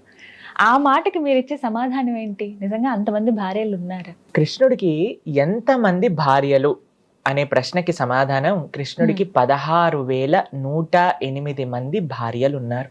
అమ్మో! భగవంతుడికి ఇన్ని వివాహాలు ఎలా జరిగాయి అనే విషయాన్ని వెనకాల ఒక చిన్న కథ ఉంది, ప్రస్తావన చేస్తాం. నరకాసురుడు గురించి మనం వింటాం కదండి. అయితే నరక చతుర్థి అని దీపావళి ముందు రోజు మనం చేసుకుంటూ ఉంటాం. ఈ నరకాసురుడు ఏం చేశారు అంటే 16,100 మంది రాకుమార్తెలను తన యొక్క చెరసాలలో బంధించి పెడతాడనమాట. అయితే భగవంతుడి యొక్క అవతారం యొక్క ప్రయోజనం ఏంటి? ఎక్కడైతే అధర్మం జరుగుతుందో అక్కడ ఆయన ధర్మాన్ని స్థాపన చేస్తారు, ఆ ధర్మాన్ని తొలగించేసి. అయితే కృష్ణుడికి ఎప్పుడైతే ఇలా ఒక భగవంతుడండి ఎక్కడైనా సరే తను ఎలా రక్షిస్తాడు భక్తులని అనేది ఈ లీలలో కనిపిస్తుంది. తన భక్తులు ఒక స్త్రీ అవమానాన్ని భగవంతుడు ఎప్పుడు కూడా తట్టుకోనండి. ఎప్పుడైతే ఆ హస్తినాపురంలో ద్రౌపదీదేవి యొక్క అవమానం జరుగుతుందో భగవంతుడు అన్లిమిటెడ్ సారీ అందించారనమాట. అవును, చీరను అందించేసి ద్రౌపదీదేవిని కాపాడారు. అలా ఇక్కడ వీళ్ళందరినీ కూడా నరకాసురుడు బాధ పెడుతున్నారు అని తెలుసుకొని గరుడ్మంతుడి పైన సత్యభామాదేవిని వేసుకొని అక్కడికి వస్తారనమాట. నరకాసుడిని సంహరించేస్తారు భగవంతుడు. ఎప్పుడైతే తన యొక్క భగవంతుడి లోపల ఇంకొక విశిష్టత తెలుసా అండి, ఎవరినైనా సంహరించారనుకోండి ఒక దుష్టుడితో, ఆయన రాజ్యాన్ని ఆయన తీసుకోరండి, ఆయన ఐశ్వర్యాన్ని ఆయన ముట్టుకోరు. నరకాసుడి యొక్క కుమారుణ్ణి ఆ రాజ్యానికి రాజు చేసేస్తారనమాట. అప్పచెప్పి ఈ యొక్క రాజ్యంలో వెళ్తూ ఉండగా ఈ 16,100 మంది రాకుమార్తెలను చూస్తారనమాట. అయితే అప్పుడు వాళ్ళందరూ ఒకటే ఒక స్వరంతో కృష్ణుడికి ప్రార్థన చేస్తారు. కృష్ణుడిని చూశాక, అయ్యా మేమందరం నిన్ను పెళ్లి చేసుకోవాలనుకుంటున్నాం, మీరు మాకు భర్తగా కావాలి అని ప్రతి ఒక్కరు అనుకున్నారు. దాని తర్వాత వాళ్ళు అన్నారు, అయ్యా ఈ సమాజం మేము బయటికి వెళ్ళిపోయి ఇన్ని రోజులు ఈ నరకాసుడి యొక్క చెరలో ఉన్నాక మమ్మల్ని ఎవరు స్వీకరిస్తారు? ఎవరినైనా భగవంతుడు యాక్సెప్ట్ చేస్తాడండి, ఆయన వదిలిపెట్టరు. ఎవరైనా సరే నేను కృష్ణ నువ్వు నాకు కావాలి అనుకున్న వాళ్ళందరికీ కూడా కృష్ణుడు లభిస్తాడు. ఇది స్వామి ఈ లీల ద్వారా చూపిస్తున్నారు. 16,100 మంది అనుకున్నారు మనసులో, కృష్ణ నువ్వు నాకు భర్తగా కావాలి అని అనుకుంటే స్వామి 16,100 మందితో వివాహం చేసుకున్నారు. కేవలం వివాహం చేసుకోలేదండి, 16,100 మంది భార్యలకి ఒక్కొక్కళ్ళకి బంగారు భవనాలు, కోటలు స్వామి ఒక్కొక్క భార్యకి ఇచ్చారు. దాంతో పాటు స్వామి చేసింది ఏంటో తెలుసా, 16,108 స్వరూపాలతో ఒకటేసారి అందరి భవనాలలో కూడా స్వామి ఉంటూ ఉండేవారు. అంతేకాని ఒకరోజు రుక్మిణితో, ఒకరోజు సత్యభామతో, ఒకరోజు నగ్నజిత్తితో, ఒకరోజు మిత్రవిందతో కాదు, అందరి రాణులతో ఒకటేసారి ఉండాలి. ఇది భగవంతుడు అంటే. నేను ఇప్పుడు ఈ స్టూడియోలో షూటింగ్ చేస్తూ, పైన ఇంకో స్టూడియోలో షూటింగ్ చేస్తూ, పక్కనున్న స్టూడియోలో షూటింగ్ చేస్తూ అలా చేయగలుగుతామా అండి? అలా చేస్తే ఇంకా బ్రహ్మాండం కదండి. నాకు గంట లోపల అన్ని అయిపోతాయి. మీరు అడగాల్సిన ప్రశ్నలన్నీ మీరు 3 స్టూడియోలలో, కెమెరామ్యాన్ అందరూ కూడా అన్ని స్టూడియోలలో ఉండొచ్చు.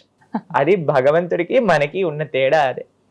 కాబట్టి భగవంతుడి యొక్క తత్వం, భగవంతుడి యొక్క శక్తి, భగవంతుడి యొక్క లీల అటువంటిది. ఒకసారి నారదుడు ద్వారకలో కృష్ణుడు ఏం చేస్తున్నాడు చూడడానికి వచ్చాడనమాట. రుక్మిణీ భవనంలోకి ప్రవేశిస్తారు. ప్రవేశించేసరికి మొత్తం వజ్రాలు, మాణిక్యాలు, వైడూర్యములు, బంగారంతో పొదిగిన భవనం రుక్మిణీదేవిది. అందులోపలికి వెళ్ళేసరికి కృష్ణుడు, రుక్మిణీదేవి మాట్లాడుకుంటూ ఉన్నారనమాట. అక్కడి నుంచి సత్యభామ యొక్క భవనానికి ప్రవేశిస్తారు. వాళ్ళిద్దరూ కూడా చక్కగా చెస్ ఆడుకుంటూ ఉన్నారనమాట, కృష్ణుడు ఇంకా సత్యభామ. దాని తర్వాత ఇంకో భవనంలోకి ప్రవేశిస్తారు. కృష్ణుడు అక్కడ సంధ్యావందనం చేస్తున్నారు. ఇంకో భవనంలోకి ప్రవేశిస్తారు, అక్కడ దానం ఇస్తూ ఉన్నారు. ఇంకో భవనంలోకి ప్రవేశిస్తారు, అక్కడ ఉద్ధవుడితో మాట్లాడుతున్నారు. ఇంకో భవనంలోకి ప్రవేశిస్తారు, అక్కడ మినిస్టర్స్ తో మీటింగ్ చేస్తున్నారు. ఇంకో భవనంలోకి ప్రవేశిస్తారు, అక్కడ పిల్లలతో ఆడుకుంటున్నారు. కాబట్టి కృష్ణుడు ఎందుకు 16,108 వివాహాలు చేసుకున్నారు అని అంటే ఆయనకు అంత శక్తి ఉంది. అన్ని స్వరూపాలలో ఆయన మల్టిప్లై అయ్యి అందరినీ ఒకే విధంగా కటాక్షింపజేశారనమాట. అయితే ప్రతిరోజు ప్రొద్దున ఆయన యొక్క భగవంతుడు కేవలం వివాహాలు చేసుకోలేదండి, అందరితో ఒక ఆదర్శమైన గృహస్థ జీవితాన్ని ఆయన గడిపారు. ఆయన సాధన, ఆరాధన, ధర్మము, దానము అన్నిటిని కూడా ఆయన చేస్తూ సక్రమమైన వైదిక గృహస్థ ఆశ్రమాన్ని ఆయన గడిపారనమాట. అయితే ప్రొద్దున్నే వాళ్ళ ఇంట్లో ఉండేవన్నీ అయిపోయాక 16,108 కృష్ణుడు 16,108 భవనాల్లో నుంచి బయటకు వచ్చి ఒక్క కృష్ణుడిగా మారిపోయి రథం పైన కూర్చొని తన యొక్క రాజ్య వ్యవహారాలకు వెళ్తూ ఉండేవారు అనమాట.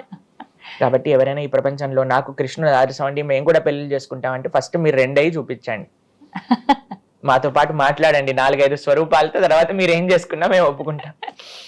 కాబట్టి ఇది కృష్ణుడి యొక్క తత్వం, కృష్ణుడికి మాత్రమే సాధ్యం అది. కాబట్టి చాలా మంది కృష్ణుడు ఎందుకు ఇలా చేశాడు అని అంటే, కృష్ణుడు చేస్తే మేం చేస్తే తప్పేంటి అని అంటే, ఫస్ట్ మీరు చేయాల్సిన పని ఏంటో తెలుసా, గోవర్ధనాన్ని ఎత్తండి. గోవర్ధనం కాదండి, ఇక్కడ చిన్న వాటర్ బాటిల్ని ఒక 7 నిమిషాలు పట్టుకొని చూద్దాం, ఒక కుర్చీని పట్టుకొని చూద్దాం, మనకి ఏం సాధే కాదు. నేను చాలా మందికి చెప్తుంటా, ఫస్ట్ మీరు ఒక్క కుటుంబాన్ని చాలా బ్రహ్మాండంగా చూసుకోండి, అదే చాలా పెద్ద విషయం. ఒక భార్య, ఒక భర్త, పిల్లలు, తల్లిదండ్రులు, అత్తామామలు, వీళ్ళని ఒక్క కుటుంబాన్ని మనం జాగ్రత్తగా చూసుకోగలుగుతున్నామండి. ఈ గొడవ, ఆ గొడవ, ఈ పని, ఈ మిస్అండర్స్టాండింగ్స్ వీటిలలో ఉన్నప్పుడు మనకి భగవంతుడి పైన ఆయన ఇన్ని ఇన్ని వివాహాలు చేసుకున్నా సరే ఎక్కడ ఆయనకి ఫ్యామిలీ ప్రాబ్లం వచ్చింది అన్నట్టుగా వినలేదు మనం. ఇదే అడగాలి స్వామి. ఆయనకి ఎక్కడ కూడా గొడవలు పెట్టుకున్నారు, వాళ్ళు వచ్చి వీళ్ళతో వాళ్ళతో పోరైంది అని భాగవతంలో ఎక్కడా వినాం. అందరూ రాణులు కూడా ఎంతో ఆనందంగా ఉన్నారనమాట. అందరూ కురుక్షేత్రానికి ఒకసారి వెళ్తారనమాట. సూర్యగ్రహణం వస్తుంది అప్పుడు అందరు వెళ్ళినప్పుడు ద్రౌపది దేవి అందరు రాణులతో మాట్లాడుతుంది. అసలు వాళ్ళు ఎంత ఆనందపడతారంటే కృష్ణుడు నిరంతరం కూడా కృష్ణుడి గురించి ఆలోచిస్తూ ఉంటారు. అందరూ హ్యాపీగా చూసుకోగలిగాడు అనమాట కృష్ణుడు. అది కృష్ణ తత్వం. కేవలం 16,108 రాణులు కాదండి, ఎంత మంది స్వామి దగ్గరికి వెళ్ళినా స్వామి కటాక్షించగలరు, స్వామి చూసుకోగలుగుతారు. ఎంతమంది భక్తులు. మిథిలా దేశంలో భగవంతుడికి 2 భక్తులు ఉండేవాళ్ళు అనమాట. బహుళాశ్వ శృతదేవ. ఒకళ్ళు రాజు, ఒకళ్ళు చాలా చాలా పేద బ్రాహ్మణుడు అనమాట. అయితే కృష్ణుడు ఆ మిథిలా దేశానికి వెళ్ళినప్పుడు వెళ్తూనే 2 స్వరూపాలతో మారిపోతారు. ఒక స్వరూపంతో బహుళాశ్వ దగ్గరికి వెళ్తారు, ఇంకో స్వరూపంతో శృతదేవుడి దగ్గరికి వెళ్తారు. ఇద్దరింట్లో ఆతిథ్యం స్వీకరించి మళ్ళీ కలిసిపోతారు అనమాట. కాబట్టి ఇలా చేసే శక్తి ఎవరి దగ్గర ఉంది? ఆ స్వామి దగ్గరే. ఆ స్వామికే సాధ్యం.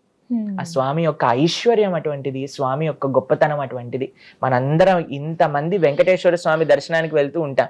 స్వామి ఎప్పుడైనా అలసిపోయినట్టు ఇలా ఉండటం కానీ, నాకు కొద్దిగా చాలా అయిపోయిందండి, వీళ్ళందరితో మాట్లాడి మాకు దర్శనం మూసేయండి ఇలా అంటారండి. స్వామి అదే నవ్వుతో, అదే అభయహస్తంతో అందరినీ కటాక్షిస్తూ ఉంటారన్నమాట. అది కేవలం కృష్ణుడికే సాధ్యం. మరి కృష్ణుడిని అనుసరించచ్చా అని అంటే, నిజంగా మీరు కృష్ణుడిని అనుసరించాలి అని అంటే కృష్ణుడు చెప్పిన మాటలు ఏవైతే భగవద్గీత ఉందో దాన్ని అనుసరించాలి. భగవంతుడి యొక్క తత్వాన్ని తెలుసుకోవాలి, భగవంతుడి యొక్క ఐశ్వర్యాన్ని తెలుసుకోవాలి అని అంటే భగవంతుడు చెప్పింది భగవద్గీత, దాన్ని మనం ఆచరించాలి. లేదండి నేను భగవంతుడిని ఆచరించాలనుకుంటున్నా, మీకు ఒక రైట్ ఎగ్జాంపుల్ ఉన్నాడు, మా రామచంద్రుడు. మనందరి రాముణ్ణి మనం ఆశ్రయించాలన్నమాట. కాబట్టి ఎవరినైనా ఐడియల్ ఎగ్జాంపుల్ మనకు కావాలి అని అంటే అది రామచంద్రుడి రూపంలో. అలానే ఎవరైనా చెప్పింది మనకు కావాలి అంటే అది కృష్ణుడు చెప్పిన భగవద్గీత. వీటిని మన జీవితంలో నిత్య ఆచరణ యోగ్యం. ప్రభుజీ, కొన్ని చిత్రాల్లో చూస్తూ ఉంటాం కదా కృష్ణుడికి సంబంధించి, అంటే ఇప్పటి జనరేషన్ కృష్ణుడు అలా మిక్స్ చేసి కొన్ని సినిమాలు తీస్తూ ఉన్నారు. అందులో కార్తికేయ 2 అనేటువంటి చిత్రం వచ్చింది. కార్తికేయ మొదటి సినిమా బాగా సక్సెస్ అయింది, ఆ తర్వాత కార్తికేయ 2 తీసుకున్నారు. ఫస్ట్ స్టోరీలో ఎక్కువగా కుమారస్వామి గురించి ఉంటుంది కార్తికేయుడు. ఆ తర్వాత కార్తికేయ 2లో కృష్ణ భగవానుల గురించి ప్రత్యేకంగా ఒక కడియం గురించి ఉంటుంది ఆ స్టోరీ. కడియంని ఉద్ధవుడికి ఆయన బహుకరించారని చెప్పి, నిజంగానే కడియం ఉద్ధవుడికి ఇచ్చారా శ్రీకృష్ణ భగవానుల వారు? అసలు ఆ కడియంలో ఏముంది? ఇది తెలుసుకోవాలనుకుంటున్నాం. మీకు నిజంగా చెప్పాలి అని అంటే, మేము సినిమా చూసి ఒక 15 సంవత్సరాలు పైగా అయిపోయింది. కాబట్టి మీరు ఏం మాట్లాడుతున్నారో అనే విషయాన్ని మీ దగ్గర నుంచి విని నేను అర్థం చేసుకుంటున్నా. కాబట్టి శాస్త్రరీత్యా చూస్తే, ఎందుకంటే ఇందాక చెప్పుకున్నట్టుగా కృష్ణుడి గురించి తెలుసుకోవాల్సిన ప్రతి విషయము కూడా శ్రీమద్ భాగవతంలో మనకు అందించారు. అయితే భాగవతంలో ఎప్పుడైతే భగవంతుడి యొక్క అవతార పరిసమాప్తి, ఆయన గోలోకానికి వెళ్ళిపోవాలి అనే సమయానికి ఏమవుతుంది అని అంటే, ఆయన యొక్క అశ్వత్థ వృక్షం దగ్గర కృష్ణుడు ఇలా శరీరాన్ని ఇలా ఆంచుకొని కూర్చుంటారనమాట. అప్పుడు ఉద్ధవుడు వస్తాడు ఆ ప్రదేశానికి అనమాట. దాంతో పాటు మీకు ఒక విషయం చెప్తాను, మైత్రేయుడు అనే ఒక మహర్షి కూడా అక్కడికి వస్తారనమాట. వీళ్ళిద్దరూ మాత్రమే భగవంతుడి యొక్క అవతార పరిసమాప్తి జరిగేటప్పుడు కృష్ణుడి దగ్గర ఉన్నారు. ఇంకా ఎవ్వరూ తెలియదు అసలు కృష్ణుడు ఎలా అవతారాన్ని చాలించారు అనే విషయాన్ని. అయితే వీళ్ళిద్దరు వస్తున్నప్పుడు కృష్ణుడు వాళ్ళిద్దరితో మాట్లాడుతూ, ముఖ్యంగా ఉద్ధవుడితో మాట్లాడుతూ, భగవంతుడు ఇచ్చినది అన్నిటికంటే గొప్ప ఒక ఐశ్వర్యాన్ని ఉద్ధవుడికి ఇస్తాడు. ఏంటో తెలుసా అండి ఆ ఐశ్వర్యం? శ్రీమద్ భాగవతాన్ని కృష్ణుడు తన సొంత నోటి ద్వారా ఉద్ధవుడికి ఉపదేశం చేస్తారనమాట. ఉద్ధవ గీత అని అంటారు భాగవతంలో. ఎంతో అద్భుతమైన విషయాలు కృష్ణుడు ఉద్ధవుడికి చెప్తారు. మైత్రేయుడు కూడా ఆ సమయానికి అక్కడ ఉన్నాడు కాబట్టి మైత్రేయుడు కూడా ఈ విషయాన్ని వింటారనమాట. అయితే ఆ యొక్క కృష్ణుడి గురించి చెప్తూ భాగవతంలో చెప్తారండి, కృష్ణో స్వదాగోపకతే ధర్మ జ్ఞానాభి సహ కలో ద్రష్ట దృశామేతాం పునానార్కో ఉదోదితః. కృష్ణుడు ధర్మాన్ని జ్ఞానాన్ని తీసుకొని ఆ యొక్క నిత్య లీలలోకి ఎప్పుడైతే ప్రవేశింపజేయాలి అని అనుకుంటున్నారో ఇప్పుడు ధర్మం లేదు, జ్ఞానం లేదు. Yeah. మరి కలియుగంలో ఏంటండి మనం తరింపడానికి ఒక అవకాశం ఉందా మార్గం అని ఏంటి? అంటే, భగవంతుడు అవతార పరిసమాప్తి చేసుకుంటూ ఆ ధర్మ జ్ఞానాన్ని అలానే కృష్ణుడి యొక్క స్వశక్తిని ఒక అవతారంలో ఈ కలియుగానికి ఇచ్చేసి వెళ్ళిపోయారనమాట. ఏంటో తెలుసా అండి అది? భాగవతం. భాగవతం సాక్షాత్తుగా కృష్ణుడు. భాగవతం మొదటి 2 స్కందములు భగవంతుడి యొక్క 2 శ్రీచరణాలు. అలా భాగవతంలో ఉండే 12 స్కందములు భగవంతుడి యొక్క ఒక్కొక్క అంగంలో ఒక్కొక్క పార్ట్గా చెప్తారనమాట. పురాణార్కో ఉదోదిత అంటే భగవంతుడు సమాప్తి అయిపోయింది, అవతారం భాగవతం అవతరించింది. ఎవరి దగ్గర నుంచి? సాక్షాత్తుగా కృష్ణుడు ఉపదేశం చేశాడనమాట ఉద్ధవుడికి. కాబట్టి ఆ భాగవతంలో నిజమైన ఐశ్వర్యం ఏంటి అని అంటే ఆ భాగవతాన్ని అధ్యయనం చేయటం. కృష్ణుడి గురించి తెలుసుకోవాలి పరిపూర్ణంగా అని అంటే ఆ భాగవతాన్ని మనం వినాలి. అందుకే మనం కూడా భాగవతాన్ని చెప్తూ వస్తున్నాం. ఇప్పుడు ఈ రోజు నుంచి 11వ స్కందం మనం ప్రారంభం చేయబోతున్నాం అన్నమాట. కాబట్టి ఈ భాగవతంలో ఎన్నో విలక్షణమైన విషయాలన్నీ కూడా భగవంతుని తత్వతంగా తెలుసుకోవాలి అని అంటే భాగవతాన్ని మనం ఆశ్రయించాలి. అయితే ఈ భాగవతాన్ని మొత్తం కూడా ఉద్ధవుడికి చెప్తాడు. మైత్రేయుడు కూడా ఈ విషయాన్ని వింటారు. విన్నాక కృష్ణుడు చెప్తారు, అయ్యా నేను నా అవతారాన్ని పూర్తి చేస్తున్నాను, నువ్వు బద్రికాశ్రమంలో నా కోసం తపస్సు చేస్తున్న భక్తుల్ని వెళ్ళి నువ్వు కలువు అని చెప్తారనమాట. మనకండి జీవితంలో చాలా మంది అడుగుతారు, అయ్యా స్వామి భగవంతుడు అంటే మన పైన కృప చూపిస్తున్నారని మనకి ఎలా తెలుస్తుంది? ఏంటో తెలుసా అండి, దానికి ఒక సిమ్టమ్, మన జీవితంలో భగవంతుడి యొక్క భక్తులు వస్తారనమాట మన దగ్గరికి. కృష్ణుడు స్వయంగా వెళ్ళలేదు బద్రికాశ్రమానికి, తన భక్తుడైన ఉద్ధవుని పంపించాడు అనమాట. భగవంతుడు మనందరి దగ్గరికి కూడా ఆయన యొక్క కృప ఏ విధంగా పంపిస్తారు అని అంటే తన యొక్క భక్తుల మాధ్యమంగా పంపిస్తారు. ఆ భక్తులు వచ్చి ఏం చెప్తారు? మనకి భాగవతాన్ని ఉపదేశం చేస్తారు. కృష్ణ తత్వాన్ని మొత్తం కూడా భాగవతం ద్వారా మనం నేర్చుకొని ఆ కృష్ణుడికి దగ్గరై మన జీవితాన్ని తరింపజేసుకోవాలి. ఇది కృష్ణుడు ఉద్ధవుడికి ఇచ్చిన నిజమైన ఐశ్వర్యం, ఆ యొక్క శ్రీమద్ భాగవతం. అటువంటి గొప్ప నిగమ కల్ప తరోల్ గలితం ఫలం సుఖముఖాద్ అమృత ద్రవ సంయుతం పిబత భాగవతం రసమాలయం ముహురహో రసిక భువి భావుకా అంటారనమాట. మన శాస్త్రాలన్నిటికీ కూడా ఒక చెట్టుగా పోలిస్తే దానికి ఒక అద్భుతమైన తీయటి పండు కాసిందట. అదే శ్రీమద్ భాగవతం. ఇప్పుడు చూడండి, చెట్టు యొక్క సారం మొత్తం కూడా పండులో ఉంటుంది. అందరికి మామిడి పండు అంటే ఇష్టమే కదా. అటువంటి స్వీట్ మామిడి పండు, చిలక కొరికిన మామిడి పండు గురించి విన్నారా? చిలక ఏదైతే పండుని కొరుకుతుందో అది స్వీటెస్ట్ అన్నమాట. చిలక మామూలు పండ్లను కొరకదు, ఏదైతే అన్నిటికంటే తీపిగా ఉంటుందో దాన్ని కొరుకుతుంది అనమాట. అలా శుక మహర్షి చేత చెప్పబడింది. శుక మహర్షి అంటే శుక అంటే ప్యారెట్. అయితే ఆ శుక మహర్షి యొక్క అమృతం కూడా ఈ యొక్క భాగవతాన్ని స్పృశించి అలా పరీక్షిత మహారాజు ద్వారా లోకానికి అందించారన్నమాట. కాబట్టి సకల శాస్త్ర సారాంశం ఏంటి అని అంటే అది శ్రీమద్ భాగవతం. అటువంటి భాగవతాన్ని సాక్షాత్తుగా కృష్ణుడు ఉద్ధవుడికి ఉద్ధవ గీత ద్వారా అందించారు. అది కూడా మనకి శ్రీమద్ భాగవతంలో మనకి చక్కగా ఉపదేశం.